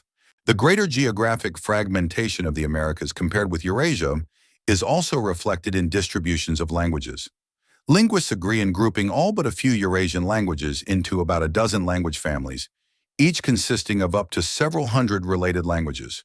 For example, the Indo-European language family, which includes English as well as French, Russian, Greek, and Hindi, comprises about 144 languages. Quite a few of those families occupy large contiguous areas. In the case of Indo-European, the area encompassing most of Europe east through much of Western Asia to India. Linguistic, historical, and archaeological evidence combines to make clear that each of these large contiguous distributions stems from a historical expansion of an ancestral language, followed by subsequent local linguistic differentiation to form a family of related languages. Table 18.2. Most such expansions appear to be attributable to the advantages that speakers of the ancestral language belonging to food-producing societies held over hunter-gatherers. We already discussed such historical expansions in chapters 16 and 17 for the Sino-Tibetan, Austronesian, and other East Asian language families. Among major expansions of the last millennium are those that carried Indo-European languages from Europe to the Americas and Australia, the Russian language from Eastern Europe across Siberia, and Turkish, a language of the Altaic family, from Central Asia westward to Turkey. With the exception of the Eskimo Elate language family of the American Arctic and the Na-Dene language family of Alaska, northwestern Canada, and the U.S. Southwest, the Americas lack examples of large-scale language expansions widely accepted by linguists. Most linguists specializing in Native American languages do not discern large, clear-cut groupings other than Eskimo Aleut and Na-Dene. At most, they consider the evidence sufficient only to group other Native American languages, variously estimated to number from 600 to 2,000, into 100 or more language groups or isolated languages. A controversial minority view is that of the linguist Joseph Greenberg, who groups all Native American languages other than Eskimo Aleut and Na-Dene languages into a single large family, termed Amerind, with about a dozen subfamilies. Some of Greenberg's subfamilies and some groupings recognized by more traditional linguists may turn out to be legacies of New World population expansions, driven in part by food production. These legacies may include the Uto-Aztecan languages of Mesoamerica and the western United States, the Oto-Mangaean languages of Mesoamerica, the Natchez-Muskogean languages of the U.S. Southeast, and the Arawak languages of the West Indies. But the difficulties that linguists have in agreeing on groupings of Native American languages reflect the difficulties that complex Native American societies themselves faced in expanding within the New World. Had any food-producing Native American peoples succeeded in spreading far with their crops and livestock and rapidly replacing hunter-gatherers over a large area, they would have left legacies of easily recognized language families, as in Eurasia, and the relationships of Native American languages would not be so controversial. Thus, we have identified three sets of ultimate factors that tip the advantage to European invaders of the Americas. Eurasia's long head start on human settlement, its more effective food production, resulting from greater availability of domesticable wild plants, and especially of animals, and its less formidable geographic and ecological barriers to intracontinental diffusion. A fourth, more speculative ultimate factor is suggested by some puzzling non-inventions in the Americas. The non-inventions of writing and wheels in complex Andean societies, despite a time depth of those societies approximately equal to that of complex Mesoamerican societies that did make those inventions, and wheels' confinement to toys and their eventual disappearance in Mesoamerica, where they could presumably have been useful in human-powered wheelbarrows, as in China. These puzzles remind one of equally puzzling non-inventions, or else disappearances of inventions, in small isolated societies including Aboriginal Tasmania, Aboriginal Australia, Japan, Polynesian Islands, and the American Arctic. Of course, the Americas in aggregate are anything but small. Their combined area is fully 76% that of Eurasia, and their human population as of AD 1,492 was probably also a large fraction of Eurasia's. But the Americas, as we have seen, are broken up into islands of societies with tenuous connections to each other. Perhaps the histories of Native American wheels and writing exemplify the principles illustrated in a more extreme form by true island societies. After at least 13,000 years of separate developments, advanced American and Eurasian societies finally collided within the last 1,000 years. Until then, the sole contacts between human societies of the Old and the New Worlds had involved the hunter-gatherers on opposite sides of the Bering Strait.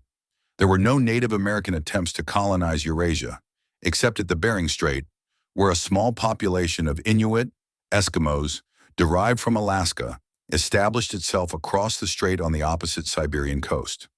The first documented Eurasian attempt to colonize the Americas was by the Norse at Arctic and subarctic latitudes, figure 18.1. Norse from Norway colonized Iceland in AD 874. Then Norse from Iceland colonized Greenland in AD 986. And finally, Norse from Greenland repeatedly visited the northeastern coast of North America between about AD 1000 and 1350. The sole Norse archaeological site discovered in the Americas is on Newfoundland, possibly the region described as Vanland in Norse sagas, but these also mention landings evidently farther north on the coasts of Labrador and Baffin Island. Iceland's climate permitted herding and extremely limited agriculture, and its area was sufficient to support a Norse-derived population that has persisted to this day. But most of Greenland is covered by an ice cap, and even the two most favorable coastal fjords were marginal for Norse food production. The Greenland Norse population never exceeded a few thousand. It remained dependent on imports of food and iron from Norway and of timber from the Labrador coast. Unlike Easter Island and other remote Polynesian islands, Greenland could not support a self-sufficient food-producing society, though it did support self-sufficient Inuit hunter-gatherer populations before, during, and after the Norse occupation period. The populations of Iceland and Norway themselves were too small and too poor for them to continue their support of the Greenland Norse population. In the Little Ice Age that began in the 13th century, the cooling of the North Atlantic made food production in Greenland, and Norse voyaging to Greenland from Norway or Iceland even more marginal than before. The Greenlanders' last known contact with Europeans came in 1410 with an Icelandic ship that arrived after being blown off course. When Europeans finally began again to visit Greenland in 1577, its Norse colony no longer existed, having evidently disappeared without any record during the 15th century. But the coast of North America lay effectively beyond the reach of ships sailing directly from Norway itself, given Norse ship technology of the period AD 986 to 1410. The Norse visits were instead launched from the Greenland colony, separated from North America only by the 200-mile width of Davis Strait. However, the prospect of that tiny marginal colonies sustaining an exploration, conquest, and settlement of the Americas was nil. Even the sole Norse site located on Newfoundland apparently represents no more than a winter camp occupied by a few dozen people for a few years. The Norse sagas describe attacks on their Vinland camp by people termed Skraelings, evidently either Newfoundland Indians or Dorset Eskimos. The fate of the Greenland colony, medieval Europe's most remote outpost, remains one of archaeology's romantic mysteries. Did the last Greenland Norse starve to death, attempt to sail off, intermarry with Eskimos, or succumb to disease or Eskimo arrows? While those questions of proximate cause remain unanswered, the ultimate reasons why Norse colonization of Greenland and America failed are abundantly clear. It failed because the source, Norway, the targets, Greenland and Newfoundland, and the time, AD 984 to 1410, guaranteed that Europe's potential advantages of food production, technology, and political organization could not be applied effectively. At latitudes too high for much food production, the iron tools of a few Norse, weakly supported by one of Europe's poorer states, were no match for the stone, bone, and wooden tools of Eskimo and Indian hunter-gatherers, the world's greatest masters of Arctic survival skills. The second Eurasian attempt to colonize the Americas succeeded because it involved a source, target, latitude, and time that allowed Europe's potential advantages to be exerted effectively. Spain, unlike Norway, was rich and populous enough to support exploration and subsidize colonies. Spanish landfalls in the Americas were at subtropical latitudes highly suitable for food production, based at first mostly on Native American crops, but also on Eurasian domestic animals, especially cattle and horses. Spain's transatlantic colonial enterprise began in 1492, at the end of a century of rapid development of European ocean-going ship technology, which by then incorporated advances in navigation, sails, and ship design developed by Old World societies, Islam, India, China, and Indonesia, in the Indian Ocean. As a result, ships built and manned in Spain itself were able to sail to the West Indies. There was nothing equivalent to the Greenland bottleneck that had throttled Norse colonization. Spain's New World colonies were soon joined by those of half a dozen other European states. The first European settlements in the Americas, beginning with the one founded by Columbus in 1492, were in the West Indies. The island Indians, whose estimated population at the time of their discovery exceeded 1 million, were rapidly exterminated on most islands by disease, dispossession, enslavement, warfare, and casual murder. Around 1508, the first colony was founded on the American mainland at the Isthmus of Panama. Conquest of the two large mainland empires, those of the Aztecs and Incas, followed in 1519 to 1520 and 1532 to 1533, respectively. In both conquests, European transmitted epidemics, probably smallpox, made major contributions by killing the emperors themselves, as well as a large fraction of the population. The overwhelming military superiority of even tiny numbers of mounted Spaniards, together with their political skills at exploiting divisions within the native population, did the rest. European conquest of the remaining native states of Central America and northern South America followed during the 16th and 17th centuries. As for the most advanced native societies of North America, those of the U.S. Southeast and the Mississippi River system, their destruction was accomplished largely by germs alone, introduced by early European explorers and advancing ahead of them. As Europeans spread throughout the Americas, many other native societies such as the Mandans of the Great Plains and the Sadler-Miet Eskimos of the Arctic were also wiped out by disease without need for military action. Populous native societies not thereby eliminated were destroyed in the same way the Aztecs and Incas had been, by full-scale wars, increasingly waged by professional European soldiers and their native allies. Those soldiers were backed by the political organizations initially of the European mother countries, then of the European colonial governments in the New World, and finally of the independent neo-European states that succeeded the colonial governments. Smaller native societies were destroyed more casually by small-scale raids and murders carried out by private citizens. For instance, California's native hunter-gatherers initially numbered about 200,000 in aggregate, but they were splintered among 100 tribalists, none of which required a war to be defeated. Most of those tribalists were killed off or dispossessed during or soon after the California Gold Rush of 1848 to 52, when large numbers of immigrants flooded the state. As one example, the Yahi tribelet of Northern California, numbering about 2,000 and lacking firearms, was destroyed in 4 raids by armed white settlers. A dawn raid on a Yahi village carried out by 17 settlers on August 6, 1865. A massacre of Yahis surprised in a ravine in 1866. A massacre of 33 Yahis tracked to a cave around 1867. And a final massacre of about 30 Yahis trapped in another cave by 4 cowboys around 1868. Many Amazonian Indian groups were similarly eliminated by private settlers during the rubber boom of the late 19th and early 20th centuries. The final stages of the conquest are being played out in the present decade, as the Yanomamo and other Amazonian Indian societies that remain independent are succumbing to disease, being murdered by miners, or being brought under control by missionaries or government agencies. The end result has been the elimination of populous Native American societies from most temperate areas suitable for European food production and physiology. In North America, those that survived as sizable intact communities now live mostly on reservations or other lands considered undesirable for European food production and mining, such as the Arctic and arid areas of the U.S. West. Native Americans in many tropical areas have been replaced by immigrants from the Old World tropics, especially Black Africans, along with Asian Indians and Javanese in Suriname.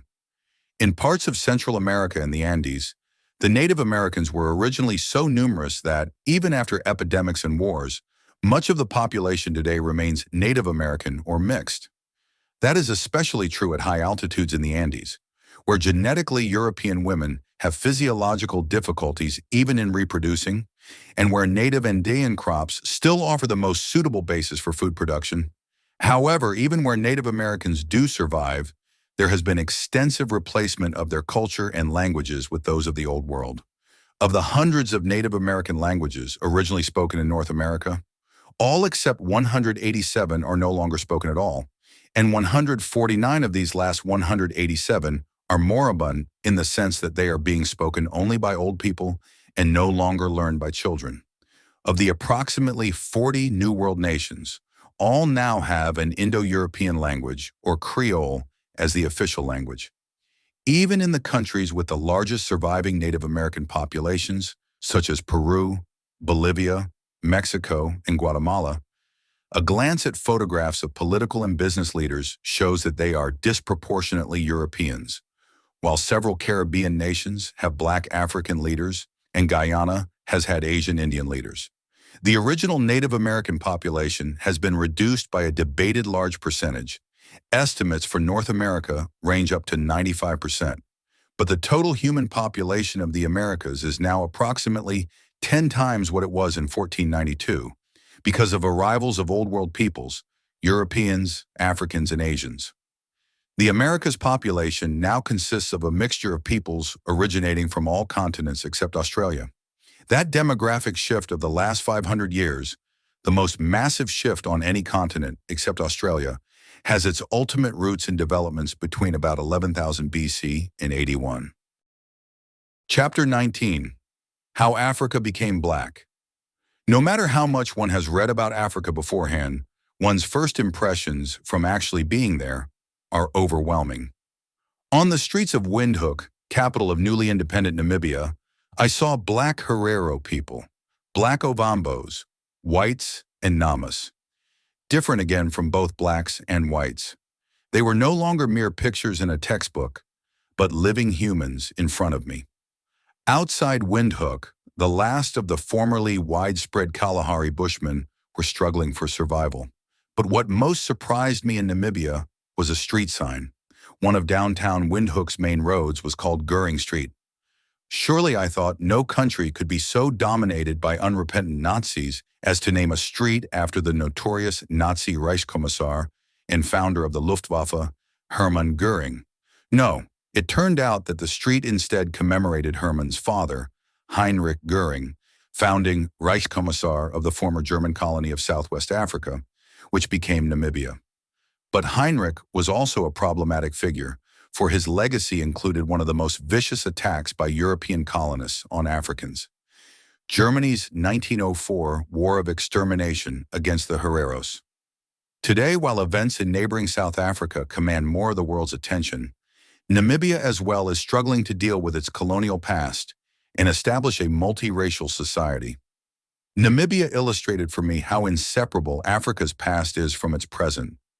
Most Americans and many Europeans equate Native Africans with blacks, white Africans with recent intruders, and African racial history with the story of European colonialism and slave trading. There is an obvious reason why we focus on those particular facts. Blacks are the sole Native Africans familiar to most Americans because they were brought in large numbers as slaves to the United States.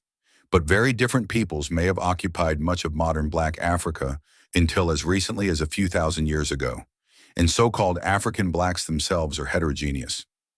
Even before the arrival of white colonialists, Africa already harbored not just blacks, but, as we shall see, 5 of the world's 6 major divisions of humanity, and 3 of them are confined as natives to Africa. 1/4 of the world's languages are spoken only in Africa. No other continent approaches this human diversity. Africa's diverse peoples resulted from its diverse geography and its long prehistory. Africa is the only continent to extend from the northern to the southern temperate zone, while also encompassing some of the world's driest deserts, largest tropical rainforests, and highest equatorial mountains. Humans have lived in Africa far longer than anywhere else. Our remote ancestors originated there around 7 million years ago, and anatomically modern Homo sapiens may have arisen there since then. The long interactions between Africa's many peoples generated its fascinating prehistory, including two of the most dramatic population movements of the past 5,000 years, the Bantu expansion and the Indonesian colonization of Madagascar. All of those past interactions continue to have heavy consequences because the details of who arrived where before whom are shaping Africa today. How did those 5 divisions of humanity get to be where they are now in Africa? Why were blacks the ones who came to be so widespread, rather than the 4 other groups whose existence Americans tend to forget? How can we ever hope to wrest the answers to those questions from Africa's pre-literate past, lacking the written evidence that teaches us about the spread of the Roman Empire? African prehistory is a puzzle on a grand scale, still only partly solved. As it turns out, the story has some little appreciated but striking parallels with the American prehistory that we encountered in the preceding chapter. The 5 major human groups to which Africa was already home by AD 1000 are those loosely referred to by lay people as blacks, whites, African pygmies, Khoisan, and Asians. Figure 19.1 depicts their distributions, while the portraits following page 288 will remind you of their striking differences in skin color, hair form and color, and facial features. Blacks were formerly confined to Africa. Pygmies and Khoisan still live only there, while many more whites and Asians live outside Africa than in it.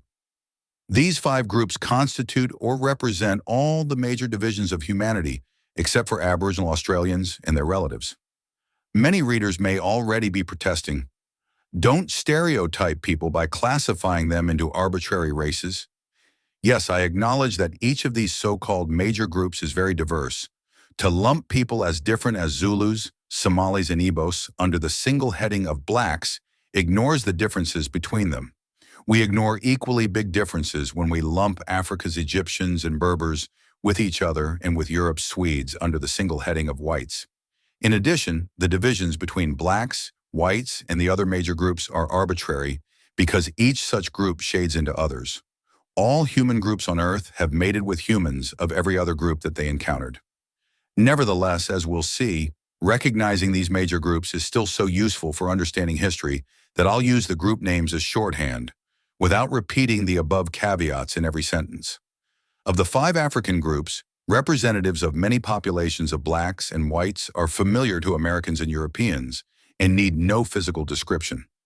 Blacks occupied the largest area of Africa even as of AD 1400, the southern Sahara and most of sub-Saharan Africa, see figure 19.1. While American blacks of African descent originated mainly from Africa's west coastal zone, similar peoples traditionally occupied East Africa as well, north to the Sudan and south to the southeast coast of South Africa itself. Whites, ranging from Egyptians and Libyans to Moroccans, occupied Africa's north coastal zone in the northern Sahara. Those North Africans would hardly be confused with blue-eyed blonde-haired Swedes, but most lay people would still call them whites because they have lighter skin and straighter hair than peoples to the south termed blacks. Most of Africa's blacks and whites depended on farming or herding, or both, for their living. In contrast, the next 2 groups, the Pygmies and Khoisan, include hunter-gatherers without crops or livestock. Like blacks, Pygmies have dark skins and tightly curled hair. However, Pygmies differ from blacks in their much smaller size, more reddish and less black skins, more extensive facial and body hair, and more prominent foreheads, eyes, and teeth. Pygmies are mostly hunter-gatherers living in groups widely scattered through the Central African rainforest and trading with or working for neighboring black farmers. The Khoisan make up the group least familiar to Americans, who are unlikely even to have heard of their name. Formerly distributed over much of southern Africa, they consisted not only of small-size hunter-gatherers, known as San, but also of larger herders, known as Khoi. These names are now preferred to the better-known terms Hottentot and Bushman. Both the Khoi and the San looked quite unlike African blacks. Their skins are yellowish, their hair is very tightly coiled, and the women tend to accumulate much fat in their buttocks, termed statopedia. As a distinct group, the Khoi have been greatly reduced in numbers. European colonists shot, displaced, or infected many of them, and most of the survivors interbred with Europeans to produce the populations variously known in South Africa as coloreds or bastards. The San were similarly shot, displaced, and infected, but a dwindling small number have preserved their distinctness in Namibian desert areas unsuitable for agriculture. As depicted some years ago in the widely seen film, The Gods Must Be Crazy. The northern distribution of Africa's whites is unsurprising because physically similar peoples live in adjacent areas of the Near East and Europe. Throughout recorded history, people have been moving back and forth between Europe, the Near East, and North Africa. I'll therefore say little more about Africa's whites in this chapter, since their origins aren't mysterious. Instead, the mystery involves blacks, pygmies, and Khoisan, whose distributions hint at past population upheavals. For instance, the present fragmented distribution of the 200,000 pygmies, scattered amid 120 million blacks, suggests that pygmy hunters were formerly widespread through the equatorial forests until displaced and isolated by the arrival of black farmers. The Khoisan area of southern Africa is surprisingly small for a people so distinct in anatomy and language. Could the Khoisan, too, have been originally more widespread until their more northerly populations were somehow eliminated? I've saved the biggest anomaly for last. The large island of Madagascar lies only 250 miles off the East African coast, much closer to Africa than to any other continent, and separated by the whole expanse of the Indian Ocean from Asia and Australia. Madagascar's people prove to be a mixture of two elements. Not surprisingly, one element is African blacks, but the other consists of people instantly recognizable from their appearance as tropical Southeast Asians. Specifically, the language spoken by all the people of Madagascar, Asians, blacks, and mixed, is Austronesian and very similar to the Maanyan language spoken on the Indonesian island of Borneo, over 4,000 miles across the open Indian Ocean from Madagascar. No other people remotely resembling Borneans live within thousands of miles of Madagascar.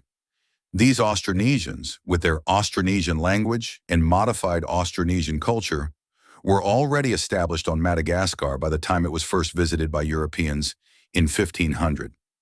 This strikes me as the single most astonishing fact of human geography for the entire world.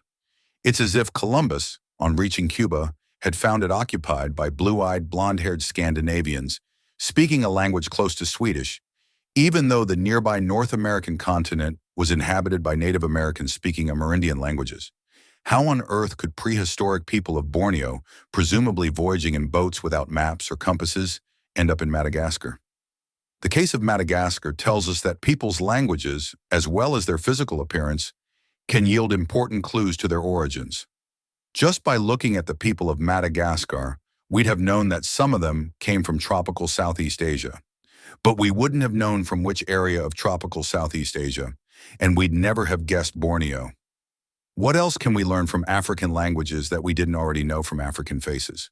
The mind-boggling complexities of Africa's 1,500 languages were clarified by Stanford University's great linguist Joseph Greenberg, who recognized that all those languages fall into just 5 families. See Figure 19.2 for their distribution.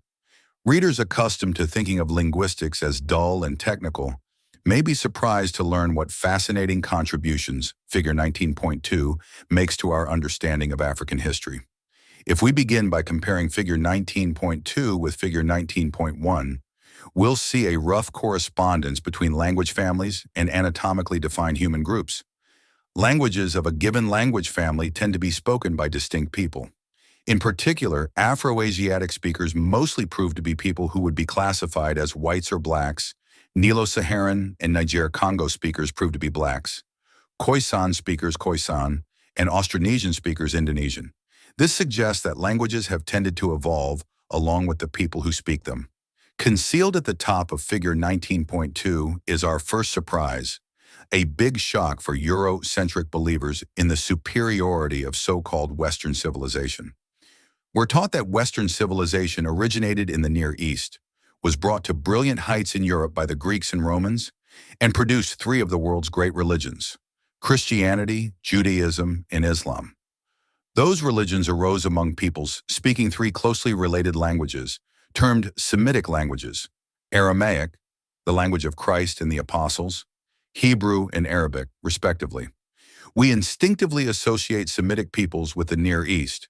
However, Greenberg determined that Semitic languages really form only one of six or more branches of a much larger language family, Afro-Asiatic, all of whose other branches, and other 222 surviving languages, are confined to Africa.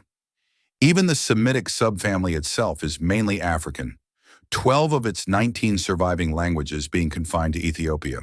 This suggests that Afro-Asiatic languages arose in Africa and that only one branch of them spread to the Near East. Hence, it may have been Africa that gave birth to the languages spoken by the authors of the Old and New Testaments and the Quran, the moral pillars of Western civilization. The next surprise in Figure 19.2 is a seeming detail on which I didn't comment when I just told you that distinct peoples tend to have distinct languages. Among Africa's 5 groups of people, blacks, whites, pygmies, Khoisan, and Indonesians, only the pygmies lack any distinct languages. Each band of pygmies speaks the same language as the neighboring group of black farmers. However, if one compares a given language as spoken by pygmies with the same language as spoken by blacks, the pygmy version seems to contain some unique words with distinctive sounds. Originally, of course, people as distinctive as the pygmies, living in a place as distinctive as the equatorial African rainforest, were surely isolated enough to develop their own language family. However, today those languages are gone, and we already saw from Figure 19.1 that the pygmies' modern distribution is highly fragmented. Thus, distributional and linguistic clues combine to suggest that the pygmy homeland was engulfed by invading black farmers, whose languages the remaining pygmies adopted, leaving only traces of their original languages in some words and sounds. We saw previously that much the same is true of the Malaysian Negritos, Semang, and Philippine Negritos, who adopted Austroasiatic and Austronesian languages, respectively, from the farmers who came to surround them. The fragmented distribution of Nilo-Saharan languages in Figure 19.2 similarly implies that many speakers of those languages have been engulfed by speakers of Afro-Asiatic or Niger-Congo languages. But the distribution of Khoisan languages testifies to an even more dramatic engulfing. Those languages are famously unique in the whole world in their use of clicks as consonants. If you've been puzzled by the name Kung Bushman, the exclamation mark is not an expression of premature astonishment. It's just how linguists denote a click. All existing Khoisan languages are confined to southern Africa, with 2 exceptions. Those exceptions are 2 very distinctive, click-laden Khoisan languages named Hadza and Sandawe, stranded in Tanzania more than 1,000 miles from the nearest Khoisan languages of southern Africa. In addition, Xhosa and a few other Niger-Congo languages of southern Africa are full of clicks. Even more unexpectedly, clicks or Khoisan words also appear in 2 Afro-Asiatic languages spoken by blacks in Kenya, stranded still farther from present Khoisan peoples than are the Hadza and Sandawe peoples of Tanzania. All this suggests that Khoisan languages and peoples formerly extended far north of their present southern African distribution, until they too, like the pygmies, were engulfed by the blacks, leaving only linguistic legacies of their former presence. That's a unique contribution of the linguistic evidence, something we could hardly have guessed just from physical studies of living people. I have saved the most remarkable contribution of linguistics for last. If you look again at Figure 19.2, you'll see that the Niger-Congo language family is distributed all over West Africa and most of subequatorial Africa, apparently giving no clue as to where within that enormous range the family originated. However, Greenberg recognized that all Niger-Congo languages of subequatorial Africa belong to a single language subgroup termed Bantu. That subgroup accounts for nearly half of the 1,032 Niger-Congo languages and for more than half, nearly 200 million, of the Niger-Congo speakers. But all those 500 Bantu languages are so similar to each other that they have been facetiously described as 500 dialects of a single language. Collectively, the Bantu languages constitute only a single, low-order subfamily of the Niger-Congo language family. Most of the 176 other subfamilies are crammed into West Africa, a small fraction of the entire Niger-Congo range. In particular, the most distinctive Bantu languages and the non-Bantu Niger-Congo languages most closely related to Bantu languages are packed into a tiny area of Cameroon in adjacent eastern Nigeria. Evidently, the Niger-Congo language family arose in West Africa.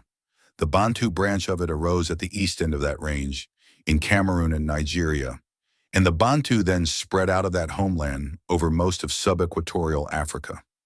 That spread must have begun long ago enough that the ancestral Bantu language had time to split into 500 daughter languages, but nevertheless recently enough that all those daughter languages are still very similar to each other. Since all other Niger-Congo speakers, as well as the Bantu, are blacks, we couldn't have inferred who migrated in which direction just from the evidence of physical anthropology. To make this type of linguistic reasoning clear, let me give you a familiar example: the geographic origins of the English language. Today, by far the largest number of people whose first language is English live in North America, with others scattered over the globe in Britain, Australia, and other countries. Each of those countries has its own dialects of English. If we knew nothing else about language distributions and history, we might have guessed that the English language arose in North America and was carried overseas to Britain and Australia by colonists. But all those English dialects form only one low-order subgroup of the Germanic language family. All the other subgroups, the various Scandinavian, German, and Dutch languages, are crammed into northwestern Europe. In particular, Frisian, the other Germanic language most closely related to English, is confined to a tiny coastal area of Holland and Western Germany. Hence, a linguist would immediately deduce correctly that the English language arose in coastal northwestern Europe and spread around the world from there. In fact, we know from recorded history that English really was carried from there to England by invading Anglo-Saxons in the 5th and 6th centuries AD. Essentially, the same line of reasoning tells us that the nearly 200 million Bantu people, now flung over much of the map of Africa, arose from Cameroon and Nigeria. Along with the North African origins of Semites and the origins of Madagascar's Asians, that's another conclusion that we couldn't have reached without linguistic evidence. We had already deduced from Khoisan language distributions and the lack of distinct Pygmy languages that Pygmies and Khoisan peoples had formerly ranged more widely until they were engulfed by blacks. I'm using engulfing as a neutral, all-embracing word, regardless of whether the process involved conquest, expulsion, interbreeding, killing, or epidemics. We've now seen, from Niger-Congo language distributions, that the blacks who did the engulfing were the Bantu. The physical and linguistic evidence considered so far has let us infer these prehistoric engulfings, but it still hasn't solved their mysteries for us. Only the further evidence that I'll now present can help us answer two more questions. What advantages enabled the Bantu to displace the Pygmies and Khoisan? When did the Bantu reach the former Pygmy and Khoisan homelands? To approach the question about the Bantu's advantages, let's examine the remaining type of evidence from the living present, the evidence derived from domesticated plants and animals. As we saw in previous chapters, that evidence is important because food production led to high population densities, germs, technology, political organization, and other ingredients of power. Peoples who, by accident of their geographic location, inherited or developed food production, thereby became able to engulf geographically less endowed people. When Europeans reached sub-Saharan Africa in the 1400s, Africans were growing 5 sets of crops, figure 19.3, each of them laden with significance for African history. The first set was grown only in North Africa, extending to the highlands of Ethiopia. North Africa enjoys a Mediterranean climate, characterized by rainfall concentrated in the winter months. Southern California also experiences a Mediterranean climate, explaining why my basement and that of millions of other Southern Californians often gets flooded in the winter, but infallibly dries out in the summer. The Fertile Crescent, where agriculture arose, enjoys that same Mediterranean pattern of winter rains, Hence, North Africa's original crops all proved to be ones adapted to germinating and growing with winter rains, and known from archaeological evidence to have been first domesticated in the Fertile Crescent beginning around 10,000 years ago. Those Fertile Crescent crops spread into climatically similar adjacent areas of North Africa and laid the foundations for the rise of ancient Egyptian civilization. They include such familiar crops as wheat, barley, peas, beans, and grapes. These are familiar to us precisely because they also spread into climatically similar adjacent areas of Europe, thence to America and Australia, and became some of the staple crops of temperate zone agriculture around the world. As one travels south in Africa across the Saharan desert and re-encounters rain in the Sahel zone, just south of the desert, one notices that Sahel rains fall in the summer rather than in the winter. Even if Fertile Crescent crops adapted to winter rain could somehow have crossed the Sahara, they would have been difficult to grow in the summer rain Sahel zone. Instead, we find two sets of African crops whose wild ancestors occur just south of the Sahara and which are adapted to summer rains and less seasonal variation in day length. One set consists of plants whose ancestors are widely distributed from west to east across the Sahel zone and were probably domesticated there. They include notably sorghum and pearl millet, which became the staple cereals of much of sub-Saharan Africa. Sorghum proved so valuable that it is now grown in areas with hot, dry climates on all the continents, including in the United States. The other set consists of plants whose wild ancestors occur in Ethiopia and were probably domesticated there in the highlands. Most are still grown mainly just in Ethiopia and remain unknown to Americans, including Ethiopia's narcotic chat, its banana-like inset, its oily nug, its finger millet used to brew its national beer, and its tiny seeded cereal called teff, used to make its national bread. But every reader addicted to coffee can thank ancient Ethiopian farmers for domesticating the coffee plant.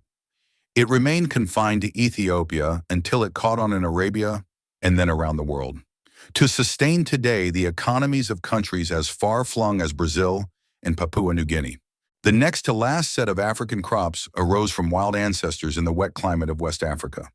Some, including African rice, have remained virtually confined there. Others, such as African yams, spread throughout other areas of sub-Saharan Africa. And two, the oil palm and kola nut, reached other continents. West Africans were chewing the caffeine-containing nuts of the latter as a narcotic, long before the Coca-Cola Company enticed first Americans and then the world to drink a beverage originally laced with its extracts. The last batch of African crops is also adapted to wet climates, but provides the biggest surprise of figure 19.3. Bananas, Asian yams, and taro were already widespread in sub-Saharan Africa in the 1400s, and Asian rice was established on the coast of East Africa. But those crops originated in tropical Southeast Asia. Their presence in Africa would astonish us if the presence of Indonesian people on Madagascar had not already alerted us to Africa's prehistoric Asian connection. Did Austronesians sailing from Borneo land on the East African coast bestow their crops on grateful African farmers, pick up African fishermen, and sail off into the sunrise to colonize Madagascar, leaving no other Austronesian traces in Africa? The remaining surprise is that all of Africa's indigenous crops, those of the Sahel, Ethiopia, and West Africa, originated north of the equator. Not a single African crop originated south of it. This already gives us a hint why speakers of Niger-Congo languages, stemming from north of the equator, were able to displace Africa's equatorial Pygmies and subequatorial Khoisan people. The failure of the Khoisan and Pygmies to develop agriculture was due not to any inadequacy of theirs as farmers, but merely to the accident that southern Africa's wild plants were mostly unsuitable for domestication. Neither Bantu nor white farmers, heirs to thousands of years of farming experience, were subsequently able to develop southern African native plants into food crops. Africa's domesticated animal species can be summarized much more quickly than its plants because there are so few of them. The sole animal that we know for sure was domesticated in Africa, because its wild ancestor is confined there, is a turkey-like bird called the guinea fowl. Wild ancestors of domestic cattle, donkeys, pigs, dogs, and house cats were native to North Africa, but also to Southwest Asia. so we can't yet be certain where they were first domesticated, although the earliest dates currently known for domestic donkeys and house cats favor Egypt. Recent evidence suggests that cattle may have been domesticated independently in North Africa, Southwest Asia, and India, and that all three of those stocks have contributed to modern African cattle breeds. Otherwise, all the remainder of Africa's domestic mammals must have been domesticated elsewhere and introduced as domesticates to Africa, because their wild ancestors occur only in Eurasia. Africa's sheep and goats were domesticated in Southwest Asia, its chickens in Southeast Asia, its horses in southern Russia, and its camels probably in Arabia. The most unexpected feature of this list of African domestic animals is again a negative one. The list includes not a single one of the big wild mammal species for which Africa is famous and which it possesses in such abundance. Its zebras and wildebeests, its rhinos and hippos, its giraffes and buffalo. As we'll see, that reality was as fraught with consequences for African history as was the absence of native domestic plants in subequatorial Africa. This quick tour through Africa's food staples suffices to show that some of them traveled a long way from their points of origin, both inside and outside Africa. In Africa, as elsewhere in the world, some peoples were much luckier than others in the suites of domesticable wild plant and animal species that they inherited from their environment. By analogy with the engulfing of Aboriginal Australian hunter-gatherers by British colonists fed on wheat and cattle, we have to suspect that some of the lucky Africans parlayed their advantage into engulfing their African neighbors. Now at last, let's turn to the archaeological record to find out who engulfed whom when. What can archaeology tell us about actual dates and places for the rise of farming and herding in Africa? Any reader steeped in the history of Western civilization would be forgiven for assuming that African food production began in ancient Egypt's Nile Valley, land of the pharaohs and pyramids. After all, Egypt by 3000 BC was undoubtedly the site of Africa's most complex society and one of the world's earliest centers of writing. In fact, though, possibly the earliest archaeological evidence for food production in Africa comes instead from the Sahara. Today, of course, much of the Sahara is so dry that it cannot support even grass. But between about 9000 and 4000 BC, the Sahara was more humid, held numerous lakes, and teemed with game. In that period, Saharans began to tend cattle and make pottery, then to keep sheep and goats, and they may also have been starting to domesticate sorghum and millet. Saharan pastoralism precedes the earliest known date, 5200 BC, for the arrival of food production in Egypt in the form of a full package of Southwest Asian winter crops and livestock. Food production also arose in West Africa and Ethiopia, and by around 2500 BC, cattle herders had already crossed the modern border from Ethiopia into northern Kenya. While those conclusions rest on archaeological evidence, there is also an independent method for dating the arrival of domestic plants and animals, by comparing the words for them in modern languages. Comparisons of terms for plants in southern Nigerian languages of the Niger-Congo family show that the words fall into three groups. First are cases in which the word for a particular crop is very similar in all those southern Nigerian languages. Those crops prove to be ones like West African yams, oil palm, and kola nut, plants that were already believed on botanical and other evidence to be native to West Africa and first domesticated there.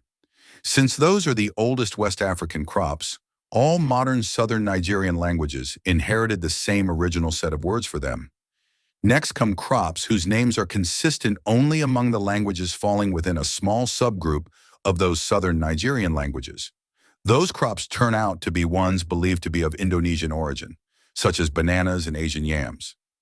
Evidently, those crops reached southern Nigeria only after languages began to break up into subgroups, so each subgroup coined or received different names for the new plants, which the modern languages of only that particular subgroup inherited. Last come crop names that aren't consistent within language groups at all, but instead follow trade routes. These prove to be New World crops like corn and peanuts, which we know were introduced into Africa after the beginnings of transatlantic ship traffic, AD 1492, and diffused since then along trade routes, often bearing their Portuguese or other foreign names.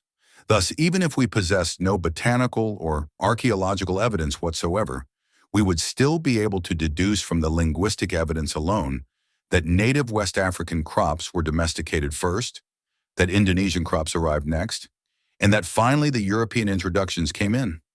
The UCLA historian Christopher Arrett has applied this linguistic approach to determining the sequence in which domestic plants and animals became utilized by the people of each African language family.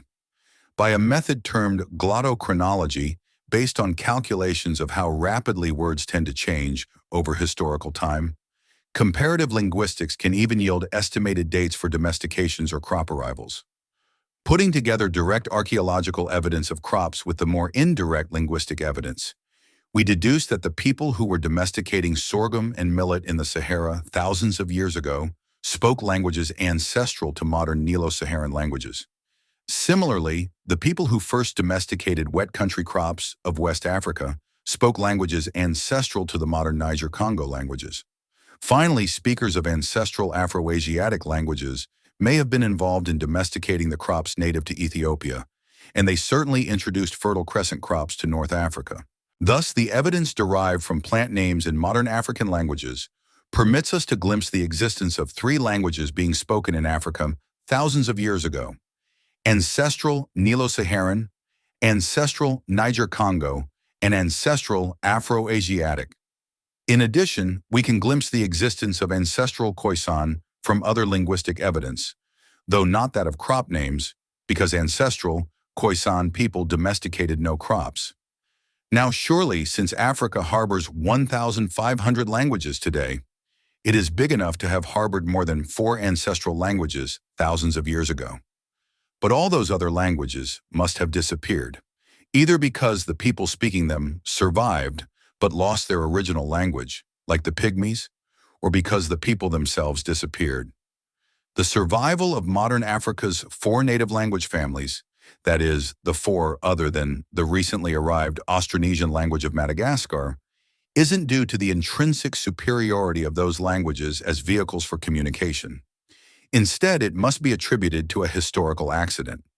Ancestral speakers of Nilo-Saharan, Niger-Congo, and Afro-Asiatic happened to be living at the right place in time to acquire domestic plants and animals, which let them multiply and either replace other peoples or impose their language. The few modern Khoisan speakers survived mainly because of their isolation in areas of southern Africa unsuitable for Bantu farming. Before we trace Khoisan survival beyond the Bantu tide, let's see what archaeology tells us about Africa's other great prehistoric population movement, the Austronesian colonization of Madagascar. Archaeologists exploring Madagascar have now proved that Austronesians had arrived at least by AD 800, possibly as early as AD 300. There the Austronesians encountered and proceeded to exterminate a strange world of living animals as distinctive as if they had come from another planet. Because those animals had evolved on Madagascar during its long isolation, they included giant elephant birds, primitive primates called lemurs as big as gorillas, and pygmy hippos. Archaeological excavations of the earliest human settlements on Madagascar yield remains of iron tools, livestock, and crops. So the colonists were not just a small canoe load of fishermen blown off course. They formed a full-fledged expedition. How did that prehistoric 4,000-mile expedition come about? One hint is in an ancient book of sailors' directions, The Periplus of the Erythraean Sea, written by an anonymous merchant living in Egypt around AD 100. The merchant describes an already thriving sea trade connecting India and Egypt with the coast of East Africa. With the spread of Islam after AD 800, Indian Ocean trade becomes well documented archaeologically by copious quantities of Mideastern, and occasionally even Chinese, products such as pottery, glass, and porcelain in East African coastal settlements. The traders waited for favorable winds to let them cross the Indian Ocean directly between East Africa and India.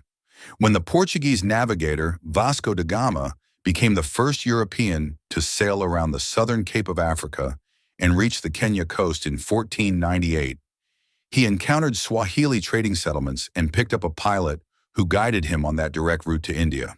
But there was an equally vigorous sea trade from India eastward, between India and Indonesia.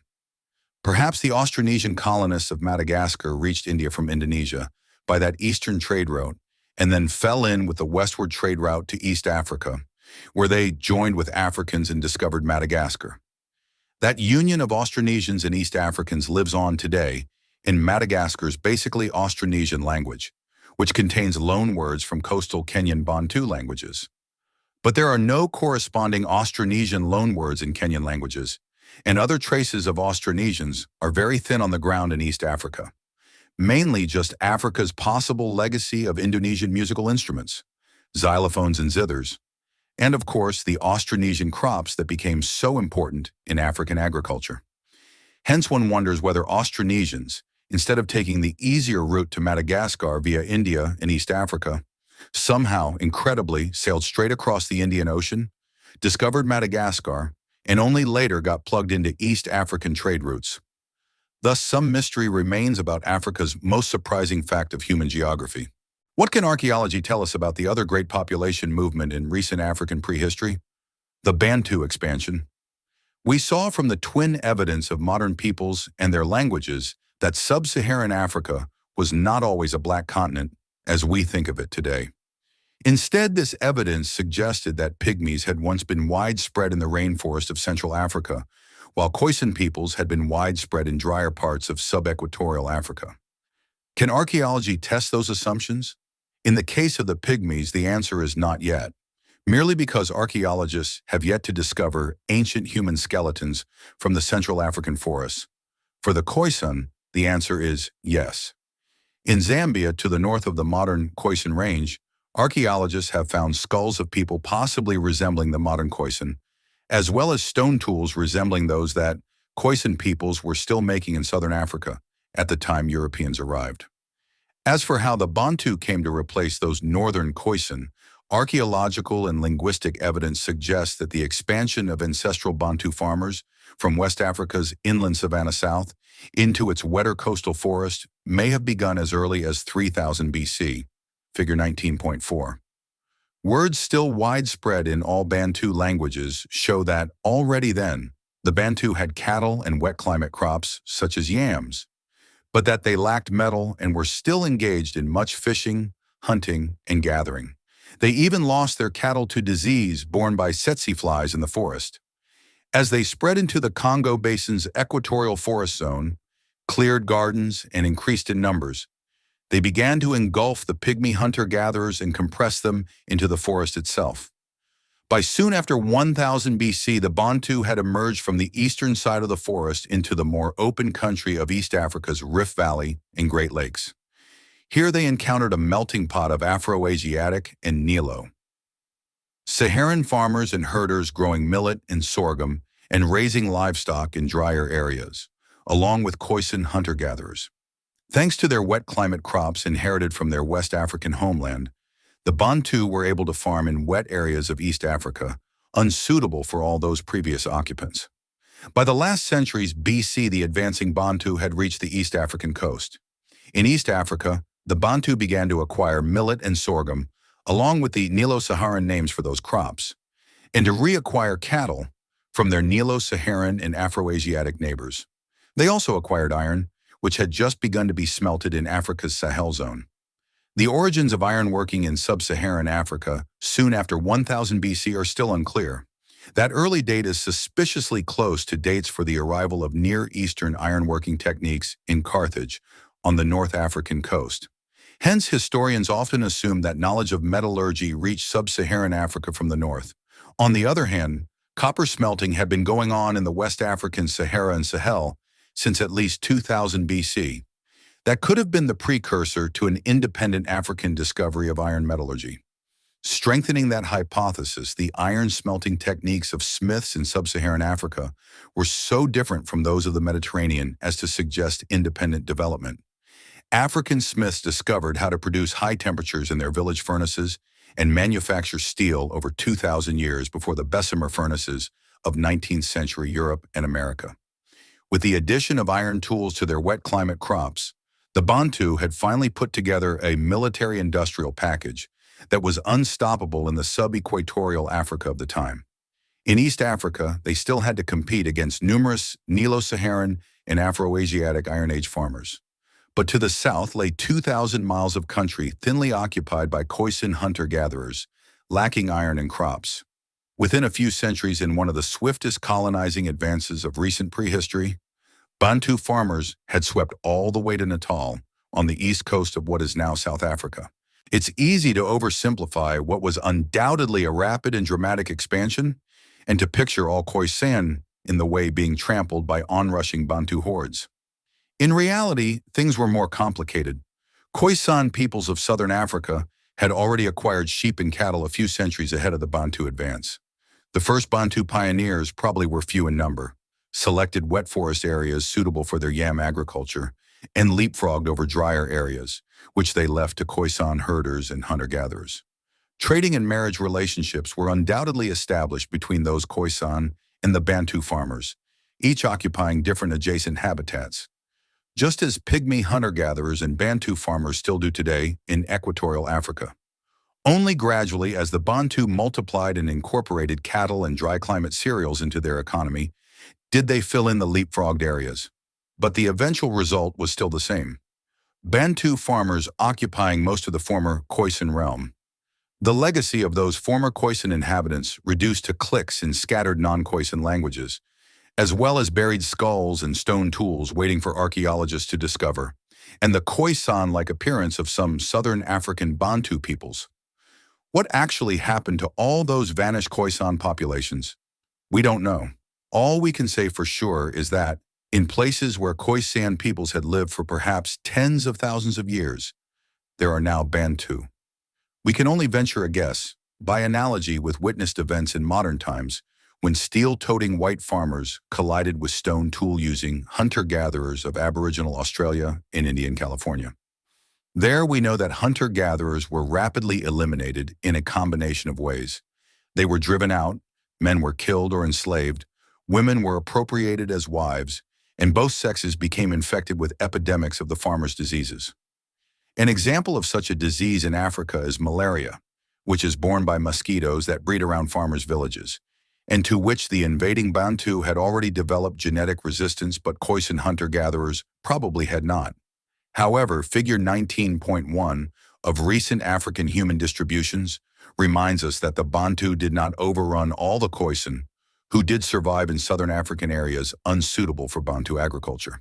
The southernmost Bantu people, the Xhosa, stopped at the Fish River on South Africa's south coast, 500 miles east of Cape Town.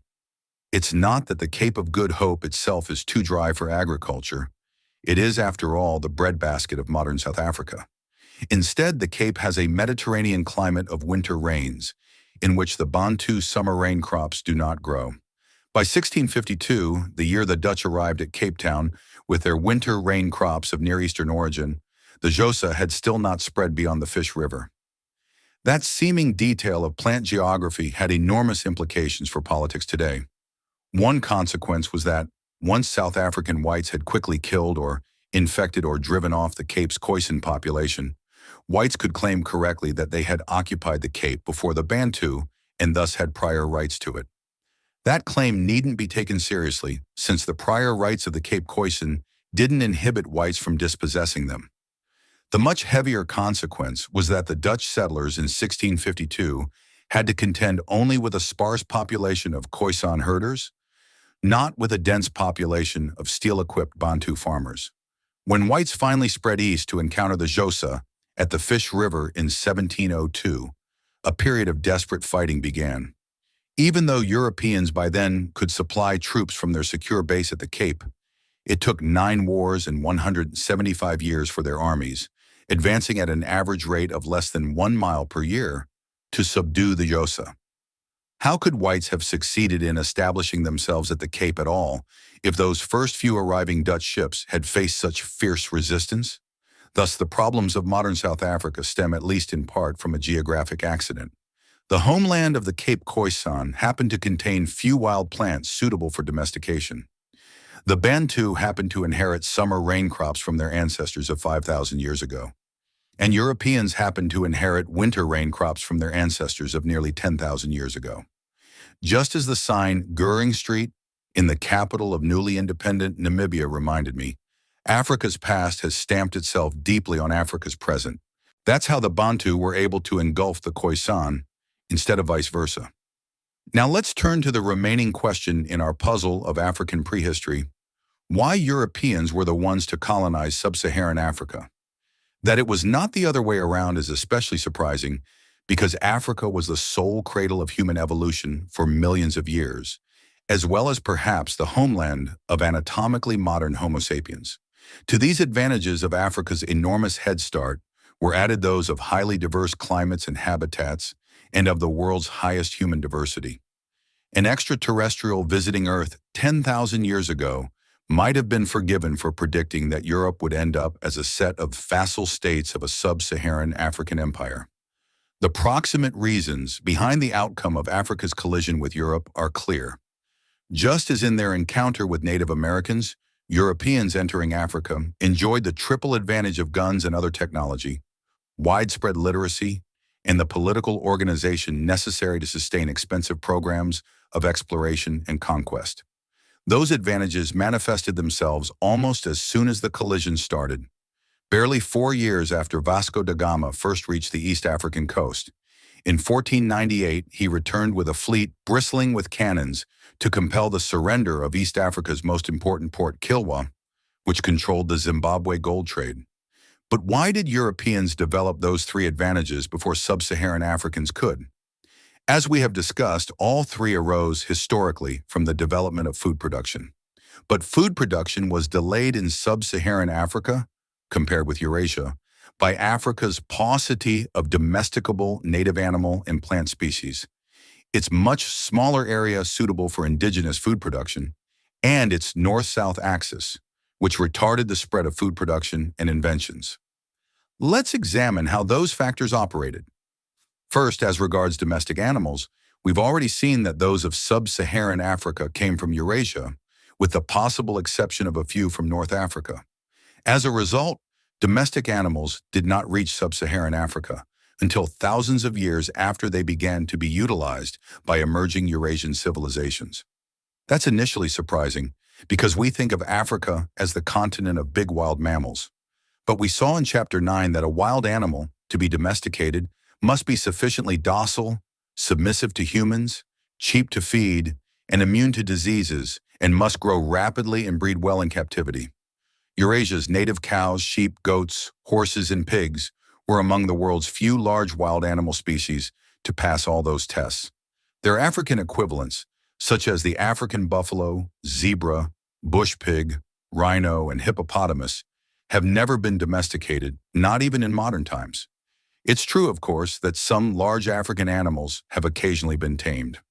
Hannibal enlisted tamed African elephants in his unsuccessful war against Rome, and ancient Egyptians may have tamed giraffes and other species. But none of those tamed animals was actually domesticated, that is, selectively bred in captivity and genetically modified so as to become more useful to humans. Had Africa's rhinos and hippos been domesticated and ridden, they would not only have fed armies but also have provided an unstoppable cavalry to cut through the ranks of European horsemen. Rhino-mounted Bantu shock troops could have overthrown the Roman Empire. It never happened.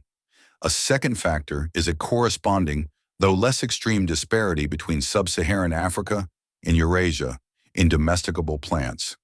The Sahel, Ethiopia, and West Africa did yield indigenous crops, but many fewer varieties than grew in Eurasia.